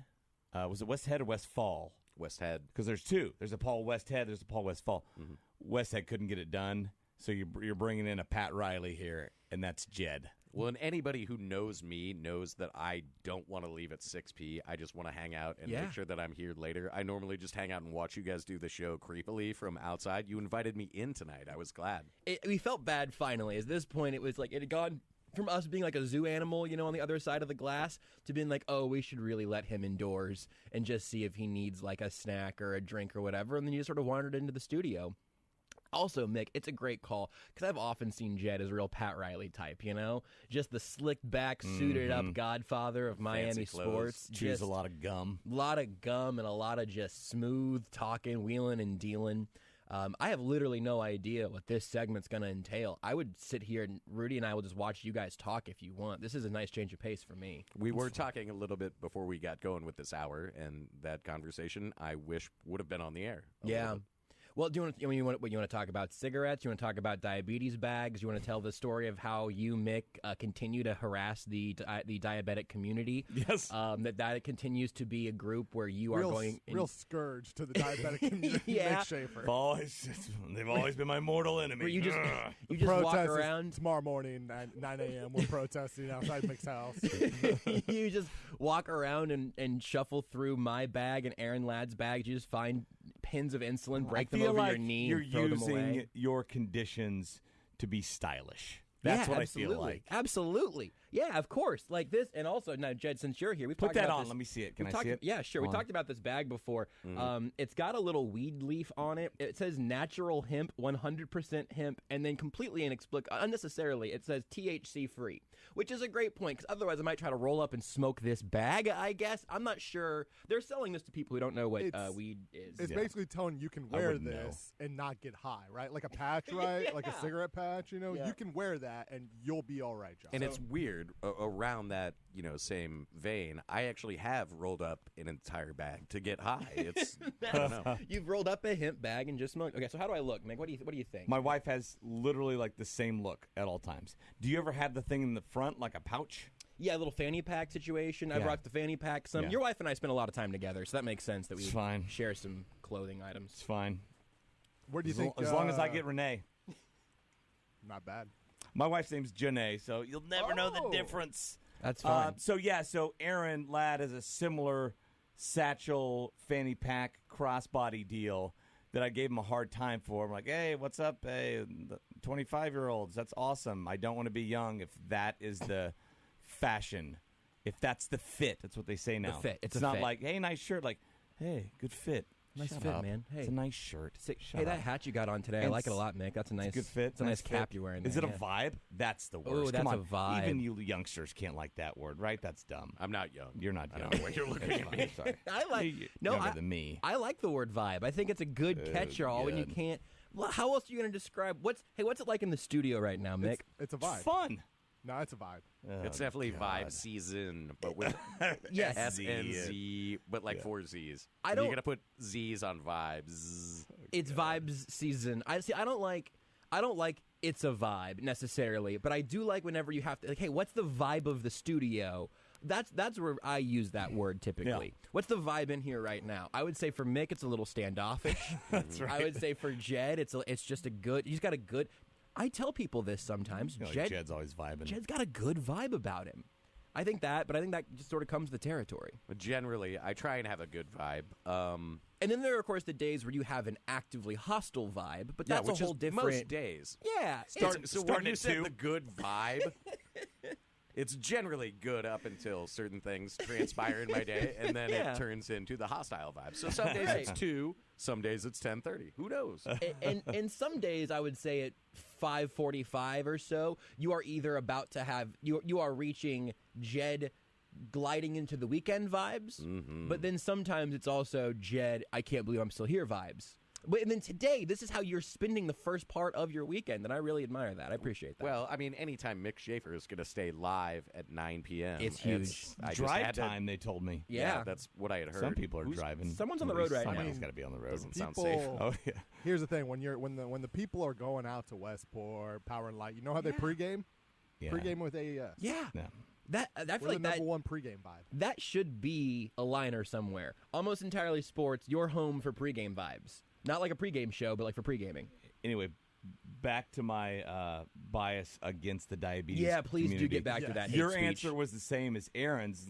Like, oh, it's where I keep my diabetes supplies. Yeah. How do you feel now? I'm like, I feel fine. Yeah. I'm not hurt. I mean, there's other things you can carry. You look at all the pockets you have on Sure. right now. That's Okay, true. look at all the pockets on your jean jacket. I could and probably your get- pants. You could totally get it all in there. Let me try. I I'm gonna feel work like you're on that. using your condition to up or downgrade your fashion style. I feel like that's a fashionable thing. It's a throwback, like See, we were right. talking about. Like I mean, that's where in a earlier time, a man would have kept his opium pipe and things of that nature. Whereas I don't nice think cap. men have ever worn that. It's a throwback to what my wife wore last weekend. Well, I mean, she's older than us. How does it make you feel when I put it on, Mick? Just out of curiosity. Anything? Sparks? It doesn't. I hate the feeling. That's it. That's what it is. Is that you've now caught yourself feeling things that you weren't expecting to feel tonight, and It's I a bad understand. It's I think it might be too good of a vibe for Mick, is what I'm concerned about. I'm just thinking that maybe. No, yeah, and look, I do keep my opium pipe in here. I do have my my entire pack of cigarettes that I stole out of your backpack earlier, Jed. I kept one. I put the pack back, but I just bummed one off you. I figured you wouldn't. So I've actually left packs of cigarettes in the control room, and fortunately Marco's naive enough to not just throw them away in spite of the fact that he's a non-smoker, but he's left them there. So I'm surprised that Rudy didn't. Oh, I've seen them before, and I usually will place them somewhere where they're like so it's in clear visual sight, so that once it gets back to your rounds, it's like, oh hey, my cigarettes are here. The other excuse is that Rudy is often used. So, once you hit 8 or 9 o'clock, especially on a Friday, he's just absolutely smoking out that room. Like that, the control room smells like cigarette smoke at the end of every Friday show. Then you have a weekend for it to air out, and then people get in on Monday like, was Jed smoking inside? And Rudy's like, who could ever say? That crazy Jed. And so he's able to just get a few quick hits. I could actually explain that a little bit more clearly because we that doesn't seem possible. Are on the second level of our building. And I generally top floor flick my cigarettes off the balcony. Yeah. And one of the tenants from downstairs said, hey, will you not do that? Because my office looks out onto the grassy area. And I'm like, well, I've been It's like a reasonable request. It does seem reasonable. Can you not Except turn for the my fact that I've been backyard into an doing this for ashtray? 4.5 years. Maybe he's the new tenant. No, he's not. But so anyways, he mentioned one day when I was outside enjoying a delicious cigarette that, will you stop doing that? So now I've been ashing them out and throwing the butts into and then eating the butt. No, like I don't a goat. eat them. Yeah. Like a goat. I do have the Billy Goat beard. But no, anyways, I've been throwing them into the trash can in the control room. So if it does smell like Mad Men 1970s in there, that explains it. That's one of the Sorry, things Rudy. that's You one heard of the of things. do we have ashtrays here? Maybe? No, because it's not. Yeah, 1960. I don't think I've ever seen an And ashtray in this building. when to I be first honest. started here, there was actually like a 2-liter bottle that had a bunch of cigarette butts in it, but nobody would actually put them out. So the bottle was all melted. So that's why I started flicking them over. What if you don't quite get it all out and you start like a trash can fire? Yeah, that's what happened to the bottle. That's the point that I was making, how it melted. Oh, you mean inside? Yeah. Well, I feel like that's just win-win, right? All of a sudden, the walls Go home for the catch. day. Yeah, that is really his last act. Is like he's got everything podcasted. He's like, let me just flick that right over there. All right, guys, bye, guys. One thing I've always thought has been a little bit off here is I thought, look, I understand. Cigarettes aren't quote unquote good for you, whatever. Like that's what doctors will say. But What do they know? I've always felt like that any sports talk radio station should smell like cigarettes. Like I feel like there should be just a cloud of smoke kind of hanging in the studio at all times. Should I just rip one right now? I would. I feel like it would be a powerful way to sort of put the end on the week. Mick, you strike me as somebody who has maybe one cigarette every month when you're just like drinking outside with your buddies. No. How much did I nail that? 10 out of 10? The drinking outside with my buddies part is correct. Nobody ever like pulls out a pack afterwards and you're like, Mick, you want one? And you're like, if you're really drunk. If they do, I don't have them. No. No desire. I think I've probably taken some puffs over time just to be a jackass or something like that. Be cool. But that's been like a couple times in my life. No. You feel like really smoked a cigar. I do like smoking cigars. See, that's what I was saying. on the golf course. How That about that? scenario that Josh explained, but with a cigar, right? You sit outside with the buddies. Somebody pops out, "Hey, I got some cigars." Like, oh yeah. And I'm sure I don't smoke it correctly, but it ends up shrinking and getting smaller. My problem While with it's in your cigars mouth? is the fact that, one, your mouth doesn't ever taste good for like Ever a week again. and a half. And two, as a cigarette smoker and cannabis user, I'll use it that way, I don't ever feel like I smoke the cigar properly. Like you said, like you just kind of bring it into your mouth and then blow it out. Like I'm inhaling it and yeah. The people I don't know how to. So when you say you don't know how to smoke a cigar, I don't actually know how to that smoke can a cigar. smoke a cigar without actually taking it out of their mouth, like the real pros. Yeah, Winston Churchill. Just like those people. Those people blow my mind because I'm like, because my uncle loves a cigar. So like my uncle, pro, right? He's got this down. I don't know how they do that. So I was in Mexico once, and Buddy bought all of us, might have brought him, anyway, Cuban cigars. Yeah. And we were in a humidor, right? And so the smoke just pillows out and increases, and it just engulfs you eventually. It was the craziest ride I've ever been on. I was a happy ride. It was fun. Really? I eventually had to walk out and just get some fresh air.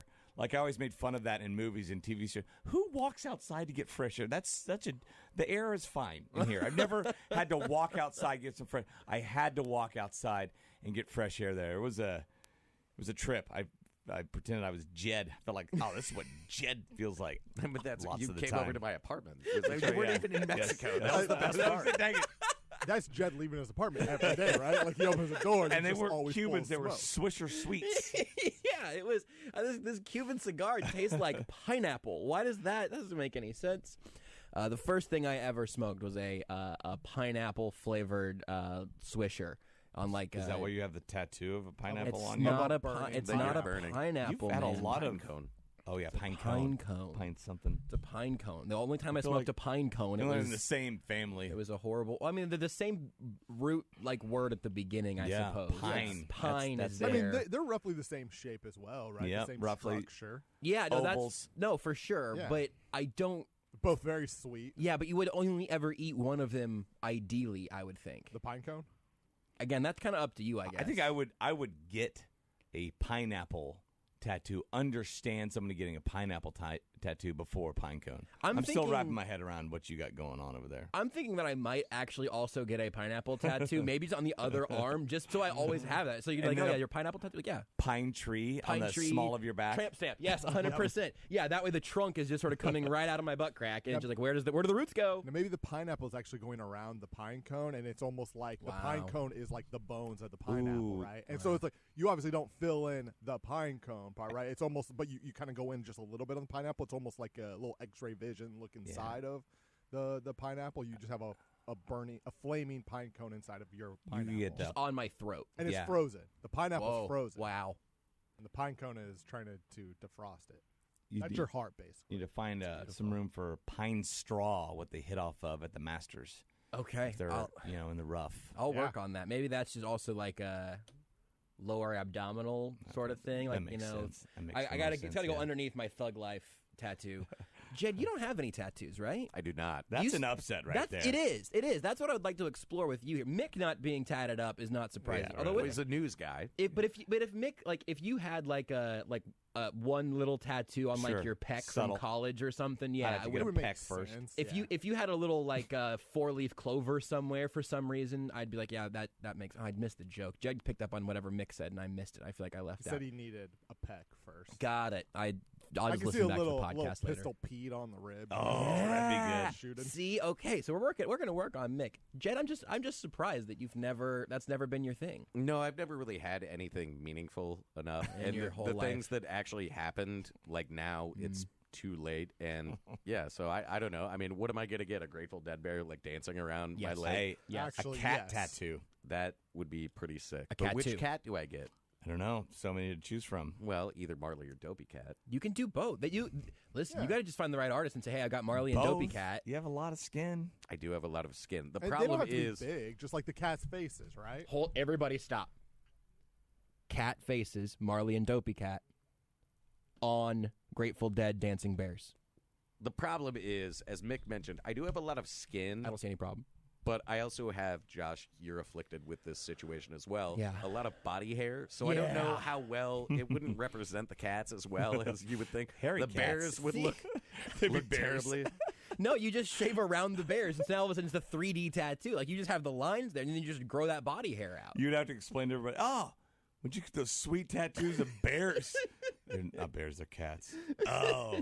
And beyond that, I'd also have to shave weekly and be like, oh, yeah, here's my sweet tattoo. They're like, really? I can't see it. Why do you have so much body hair? Yeah, that's, again, that is something that we're both, afflicted with. But I don't feel like you should let that stop you, That was one of my favorite first experiences into the dulcet tones of Joshua Brisco, hearing you talk on a sports either Saturday or Sunday about when you got a new car and you were so excited, in spite of the fact that car also broke down eventually. Yeah, for sure. But They that all it had do. running air conditioner, and you were like, as a hairy man, this is really the best move I could have ever made.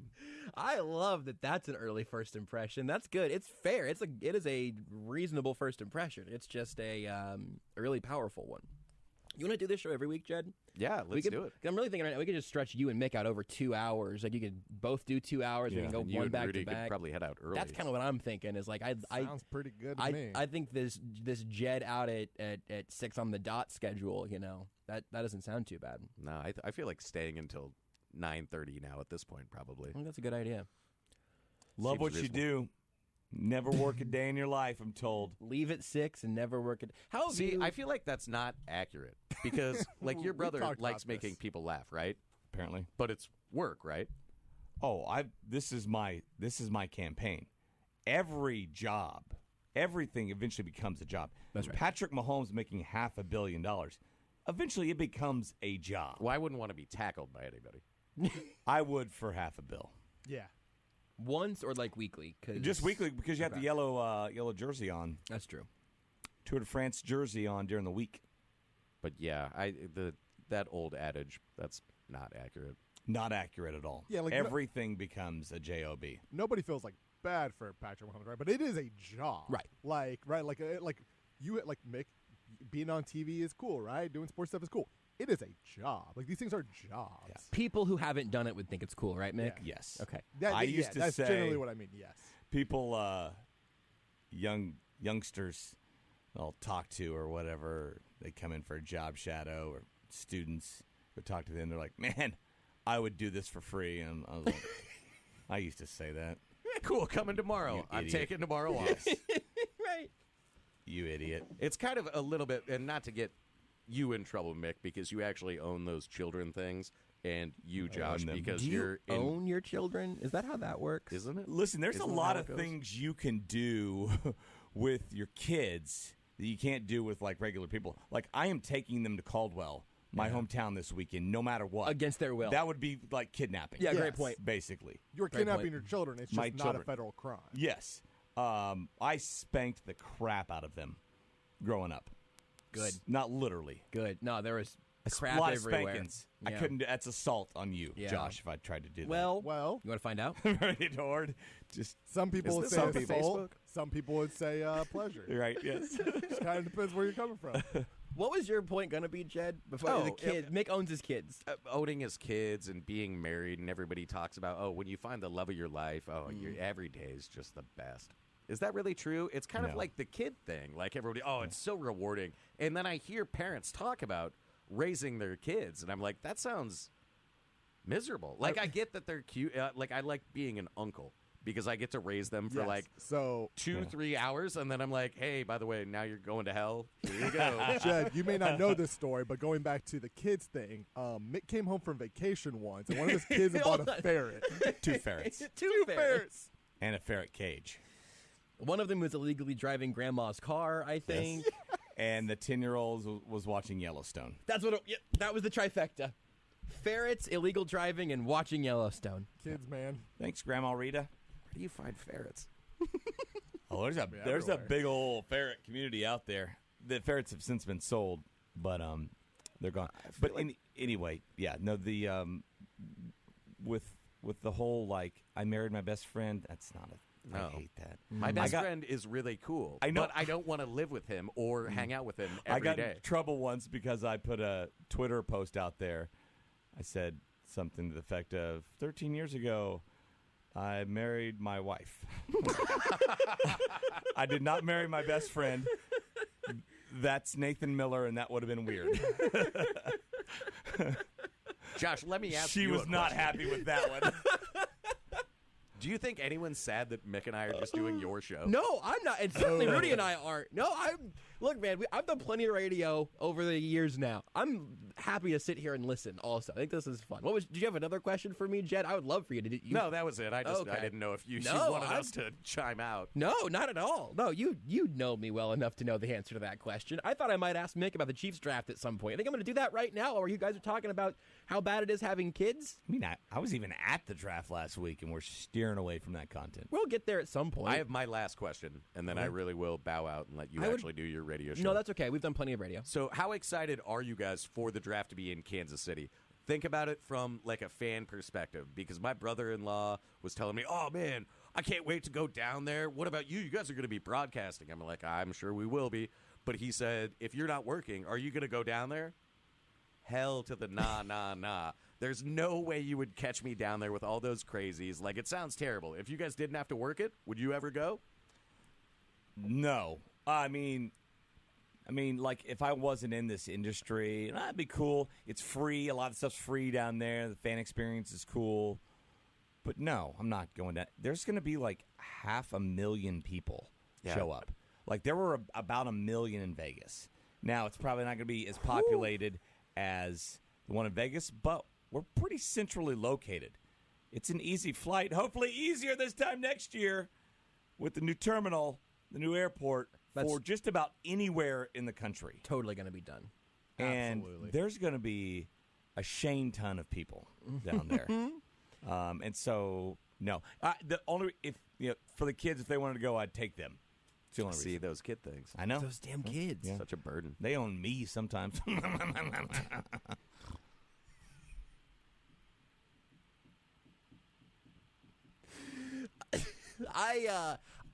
went Am I to right? Guns out. We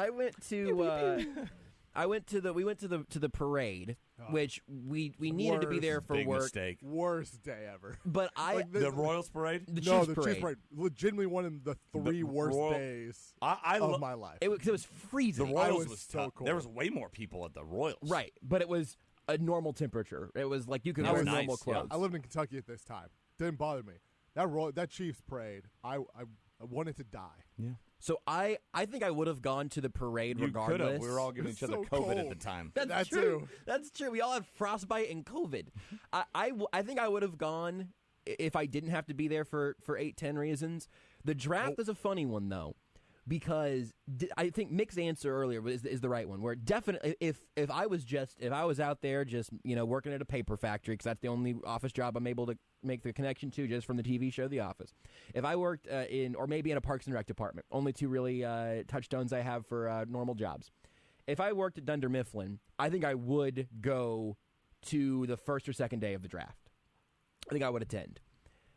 Obviously, we'll be there for work stuff, and I'm looking forward to it as a spectacle, but I also understand that it is going to be the trash compactor scene from Star Wars. It's like, oh God, like there's just a crush of people here.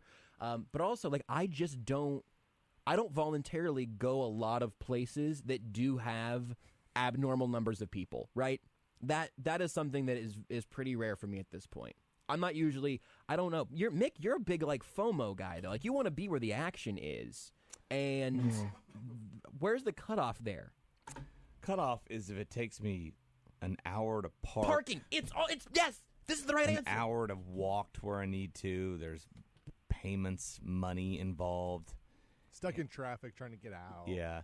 And it's who are you with? If you're with the fellas, when you're with the fellas, you're in charge of you and nobody else. Yeah. Right? When you're with the lady and or the kids, those damn kids, you're in charge of them and then their demeanor, and then a lot of times their attitude becomes your attitude, and it all sucks. One of them's trying to buy a ferret. One's trying to buy a ferret. Your 10-year-old daughter's cussing up a storm because she's been watching Yellowstone, and your 14-year-old has wrecked the car because he shouldn't be driving the Remember at the parade last year, there was a car. There was like a quick car chase at the World War I Museum. That was unreal. It was your kid. Well, yeah, it was your kid and grandma's car. That could have been devastating. Horrible. That could have been the worst thing ever. Yeah. We can laugh about it. Well done. Yeah, Casey Mo's finest, because they executed like a perfect spin out. Yeah. Where they hit him at the right spot and took him down. And that was like a small story that could have been a huge one. Yes, could have been enormous. Jed, you want to have kids? I do have 2 kids. Yeah? They're not, human kids, Right. but I have 2 cats. How old are your cats? So Dopey is 4 because I got her, almost 4 after my dad had passed away. And Marley is almost 9. I like Marley better because she just is more calm and she just wants to sit near me. Yeah. Dopey actually wants to climb on my lap and be petted and stuff like that. It's a whole bunch of work.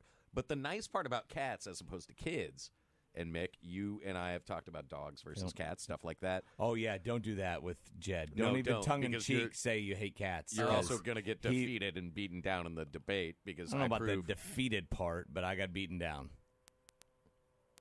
The point is, so what was your point, Mick? What about the cats? You hold on, Jeff. You finish your point. I'm not going down that road. I like cats. Exactly. I'm Rudy, really- because you're a reasonable person. This is the right room to say that. So the reason why cats are better than dogs is because you can, for instance, I'm going to Lawrence this weekend. Yes. And I can just leave them. Right. Nobody has to watch them. Right. As opposed to my girlfriend's dumb dog who has to go and stay with her parents. And, oh, man, he's so neat. We have to take him for a walk. Cats, hey, I just want to chill. I'm like a koala, except better because I don't have giant claws and I'm not a bear. Neither are koalas, actually. Aren't they? Nope. Koala bears? No, they're marsupials. They're marsupials. Well, they're marsupials, but why do we call them koala bears? Same like a panda. Pandas aren't actually bears, I think. Really? They're not. Yeah, panda bears and koala bears are misnomers. And a trash panda is actually a raccoon. There you go. Also not a bear, though. So you hate cats, Mick. This is not the room I'm going to get in. I'm telling you, I'm not going to do this. I'll probably start But showing dogs are cat way pictures. better. Let's be honest. They're not. Cats are Needy. definitely more Independent for sure. Smarter. So here's the thing, Jed. Now I'm just gonna ask you if you can be gentle with me here because I'm gonna give you my truth. Okay. I have not ever had a cat in my home. I have had friends with cats that I got along with great. Is that like a thing? Friends with benefits? Friends with cats? Yeah, exactly. And they both involve. Never mind. So I really enjoyed those cats until I'd hope so. the eyes get red, the nose starts running, the sneezing begins. I am extremely allergic to cats. Look, Renee and I have even had the conversation. You know those naked cats? Nobody tried to one up my joke from a second ago. I wanted one at one point. Like a sphinx cat sort of thing or whatever. Yeah. I have actually considered. We've talked about those. Should get a naked mole rat. Also would consider that. Probably not the independence level of a cat though. Yeah. I watched Kim Possible. That naked mole rat was pretty independent. I would take that one in particular. Yeah. But I couldn't. Renee and I are allergic enough that having a shedding cat is just not in our genetic cards. It's not a preference thing. It's just an issue that we both have. Where does that put us on the totem pole? I think that's a fair out for you. Where you're not saying I hate it, right? It's like you with just carbs. You're not, hey, I hate carbs. It's just if I eat a carb, I might die. I'd love to have cats and pasta. Yeah. But if I do that, you're dead. It's a wrap. But it was a good run. That's true. Think about it that way. That's fair. Yeah, that's absolutely true. Have we talked about anything? Have we been on this whole time, Talked Rudy? about everything. But let me know when we're back from break. Couple more minutes. That's good. I'll let you guys do the actual radio show.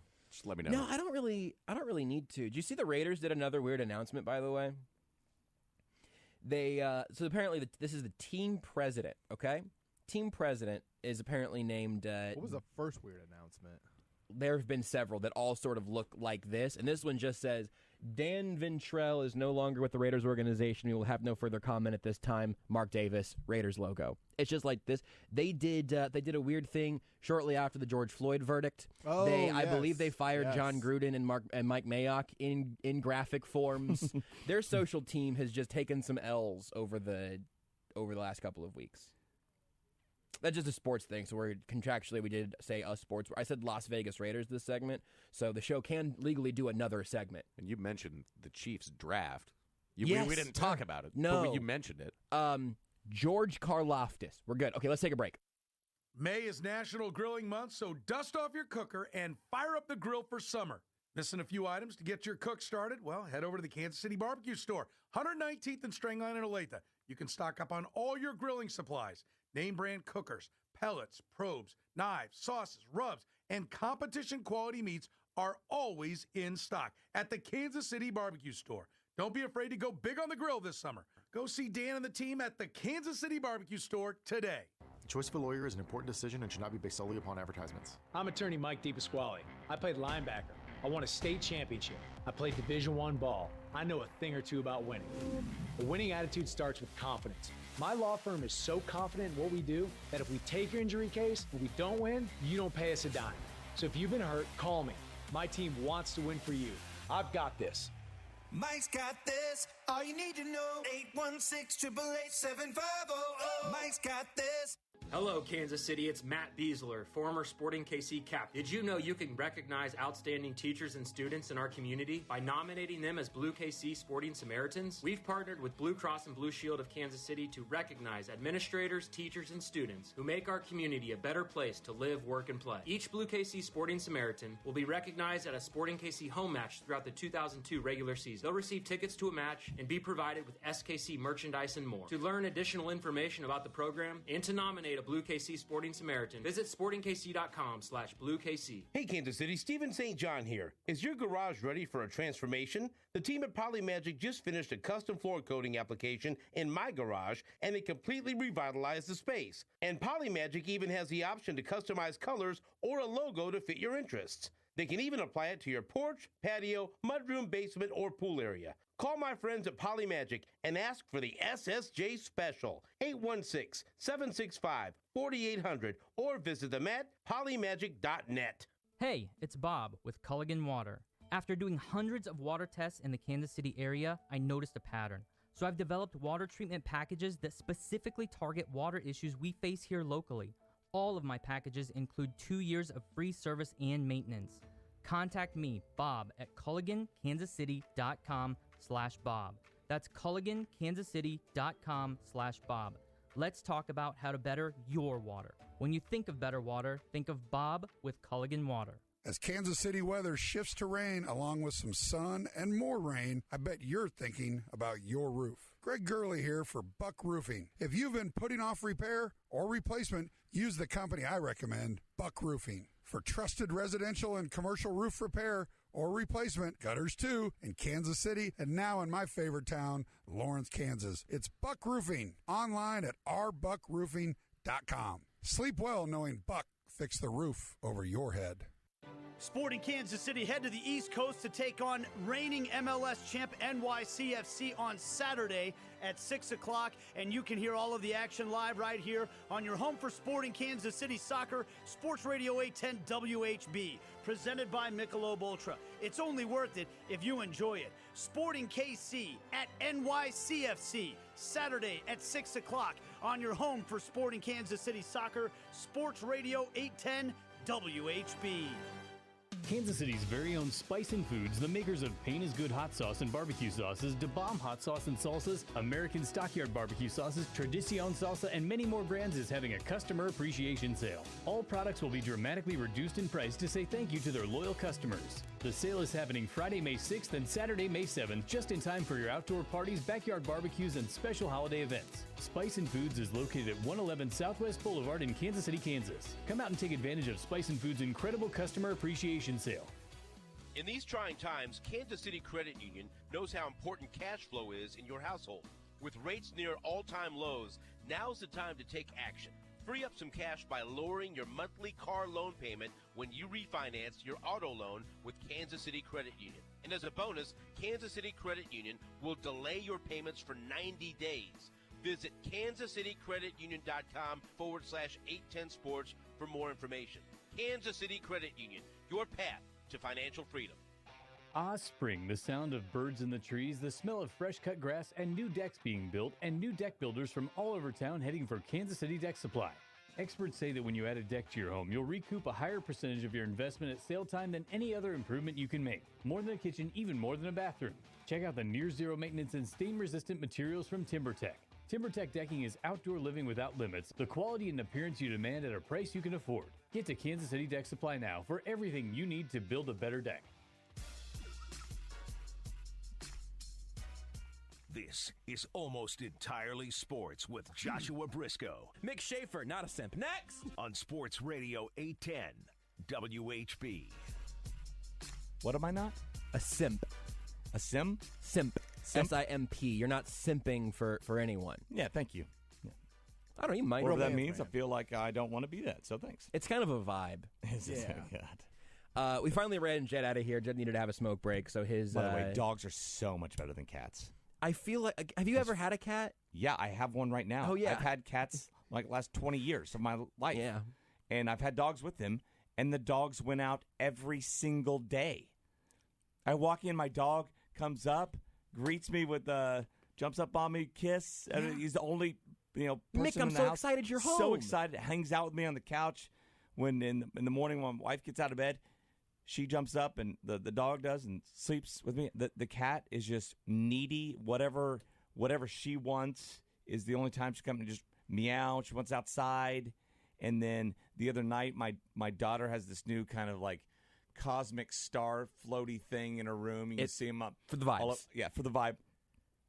And while she goes to sleep, the cat sleeps with her. Well, the stars and everything go on her face, and she was woken up by the cat pouncing on her face, trying to get the moving stars. And I'm like, yeah, no, that's our cat. That's everybody's cat. That's cozy. Yeah. But had I brought that up with Jed, we would be going till midnight, and it would be texting me. He texted me for like weeks straight, and he would text me pictures of his cat.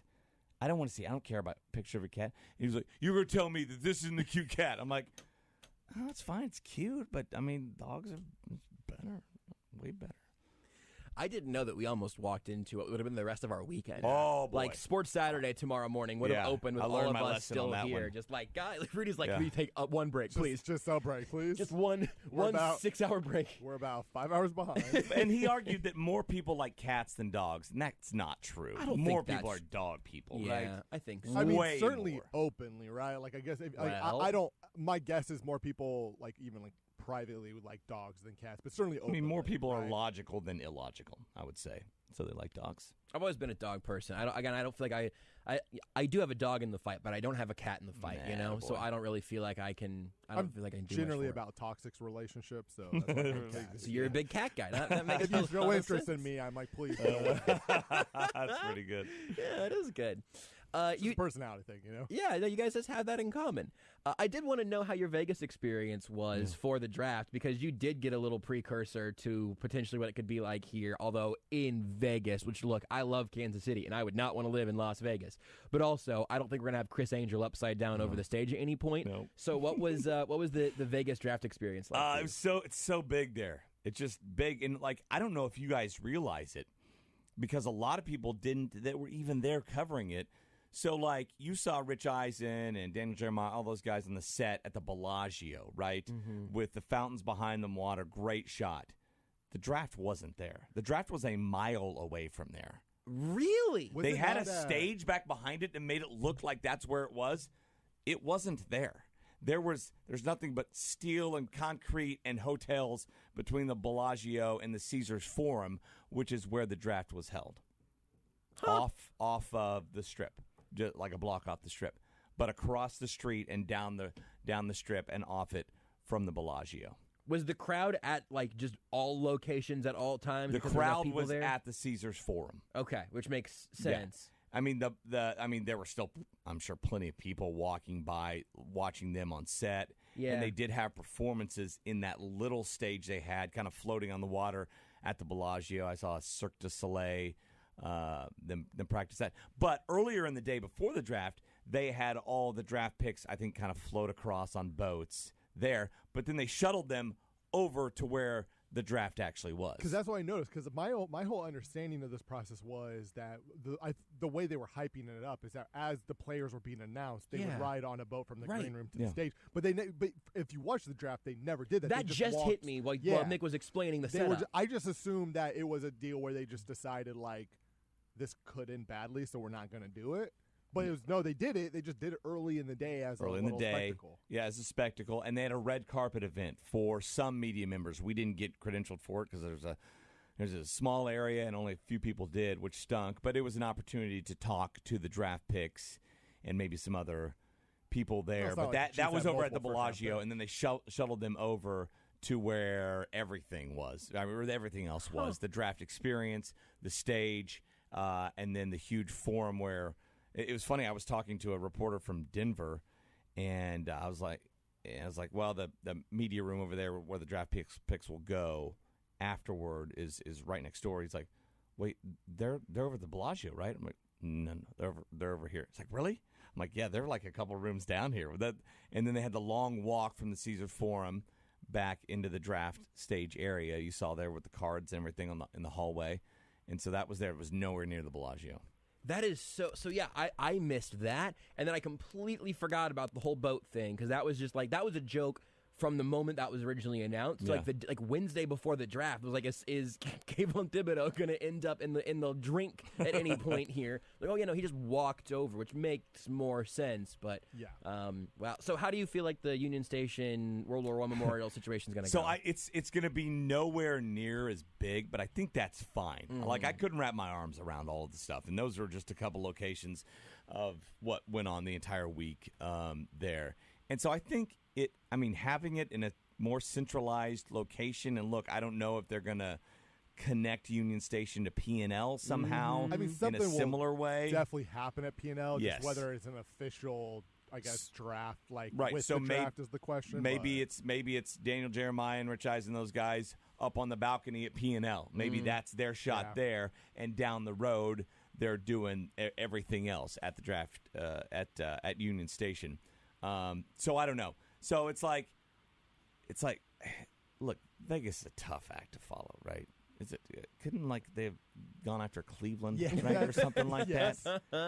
It's a tough act to follow, but at the same time, it's going to be a year. It's going to be out of sight, out of mind. It's not like the Chiefs or the Kansas City's hosting the draft the very next day.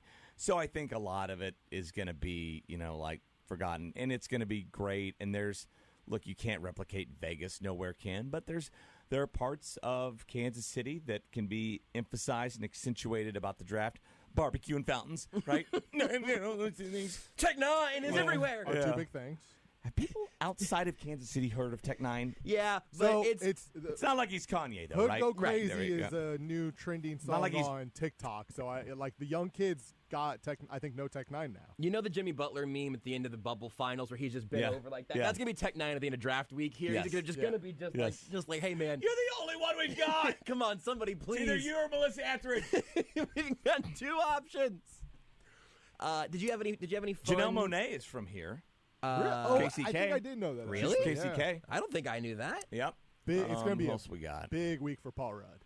Paul Rudd is Paul going to be Rudd's on gonna be every TV busy. show for Sudeikis, Stone Street, get your now, the asses question here, with Jason wriggle. Sudeikis is how often during that stretch is he going to have to be Ted Lasso? Yeah. Who started off Yeah. coaching football. I guarantee you, something will be done there. Do you think he's sick of the character, like, in real life yet? Like, do you think that that's like his show in a lot of Yeah. ways? So it's not like he's just playing. He's not Daniel Radcliffe after playing Harry Potter for 10 years Yeah. or whatever. So maybe not. But like, It's also a seeing him character without the mustache is upsetting to me now. with such strong good vibes. Such good vibes. Yeah, that's the only way to explain it. I feel like it's a Vibes. way of I feel like there's almost a part of hey, with all this stuff going on in the world and life, it's almost like he looked forward to it. He's like, this is what gets me. It gives me good energy for at least the next 4 or 5 months. Yeah. Did you have any fun in Vegas? We can talk about some of the interviews and stuff you did, but I want to know about what Mick did in Vegas. So I am not a huge gambler. I like it. I don't seek it out a lot. I'm not going to the boats a lot here in KC. I play a lot. I'll play poker a lot, and so I did for about 30 minutes. Then I lost my $200, and that was about it. Yeah, all right. All right. I watched one of our photographers play some craps, and just hung around. I'm a good hang around guy. Let's have a couple drinks, walk around, people watch, just kind of be there. And so that's about it. We Ubered everywhere. We didn't even get a rental car. Just Ubered everywhere, and it's crazy. Almost every time, our Uber driver was a minute away. We hardly had to wait at all for Uber. Nothing more than 5 minutes. And so they got that part figured out there in Vegas. And so did that, but it was mostly work. It was nice in that when you're done we were done at 11 o'clock Central Time. It's only 9 o'clock Vegas time. So you had a couple hours at night. But that was about it. We didn't go any shows. We stayed at the Excalibur, which is known for the Thunder Down Under show, fellas. Oh, yeah. Which is the all-male strip show. Yep. Okay, excellent. And what was that like? I didn't go. Oh. I couldn't find the time. They didn't ask you to perform at any point or it anything? was weird. No, Okay. I auditioned. I was like, yeah. Chris Farley. Right. And by audition, you mean you ran into a back room and you started taking your clothes off. Like, sir, Sir, please. Please. Listen, I know Sir, this is a I know I'm a choice. little loose in the cage, but I could cinch up. I got it. Look, I'll do crunches right now. Yes. Sir, wow. this is an Applebee's. Please. Please. This is not your room. We did eat at Buca de Beppo in the hotel, which is right next door to Thunder Down Under. So we were a wall away, but never got any closer. I asked you this question whenever you were coming back from the Final Four, so I'll ask again now. What was the best thing that you ate in Vegas, and was it just like a gas station cheeseburger in an open bathroom? So we went to STK. Have you ever heard of STK? But they serve steak? They do. It is like a Big fish national franchise, but not international. It's in the Bellagio, and it is choice. We saw Louis Riddick there. Ooh, okay. We saw ESPN a few money. others. Yep, a few other former players and there. So it is swanky. A little too much for this Caldwell boy, but the company picked it up, and so. Or at least haven't done my expense report yet. But it's like steaks for $80 type deal. I'm not a huge steak guy. Yeah. I can find something I like on every menu. But they did have this great, huge mac and cheese bowl. So I had that. Beautiful. And then a side of mashed potatoes that was only $18. So what a steal. And then I got a drink, just a little Jack and Coke. So let me guess. $30. 22. Oof. Yeah. Okay. Again, what another great deal. Steal. Yes. You got a side of mashed potatoes and a Jack and Coke for the low price $40. of $40. Good God. And then the mac and cheese was probably like 30.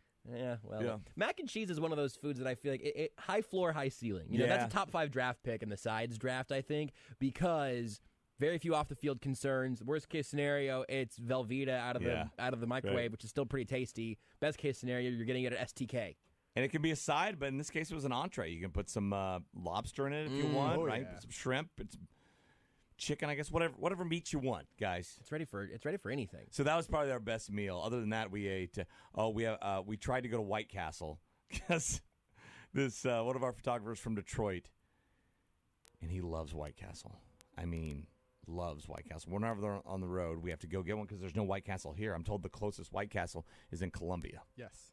I've looked this up once in college when Harold and Kumar go to White Castle. Yeah. Came back because we're like, let's go to White Castle. And it's like, the closest one's like 4 hours away from Wichita. It's like, okay, we're not doing hold that. on. I just was talking to my cousin in Wichita literally yesterday. Did it start in Wichita?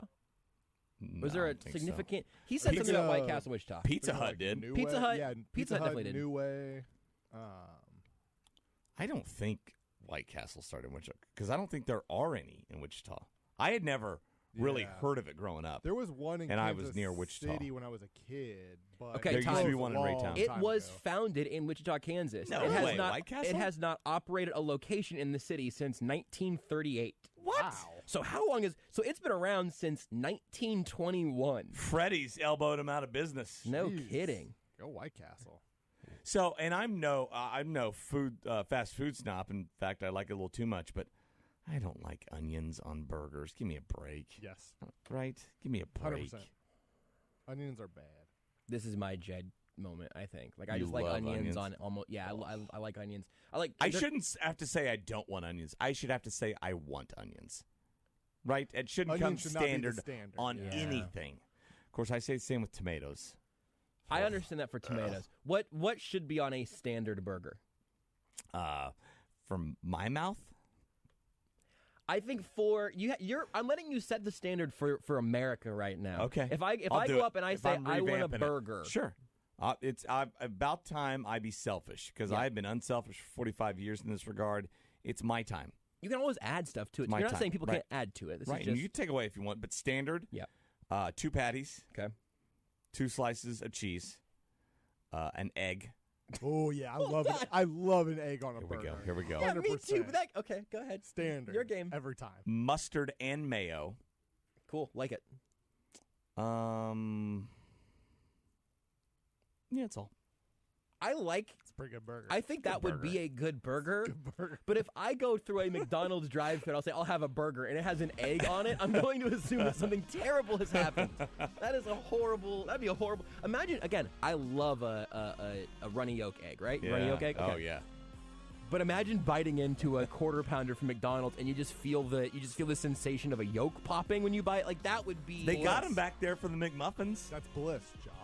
If you know it's coming. Even I if agree. you don't, it's bliss. Put that round McMuffin egg on there. I'll take it. Man, honestly, they should. How they have not offered that on the menu yet is beyond me. Yeah, at no point am I disagreeing that sounds delicious. I just am questioning if that's what should be considered quote-unquote standard. Well, I thought for sure I was going to ask you about talking to some of the players at the draft or what you thought about the Chiefs draft class, but then Jed was here and we talked about burgers in Vegas, and now here we are. The show's over, the week's over, so I'll set you free on that, Mick. Thank you for being here, though. No problem. See you, Michelle. It's still bad.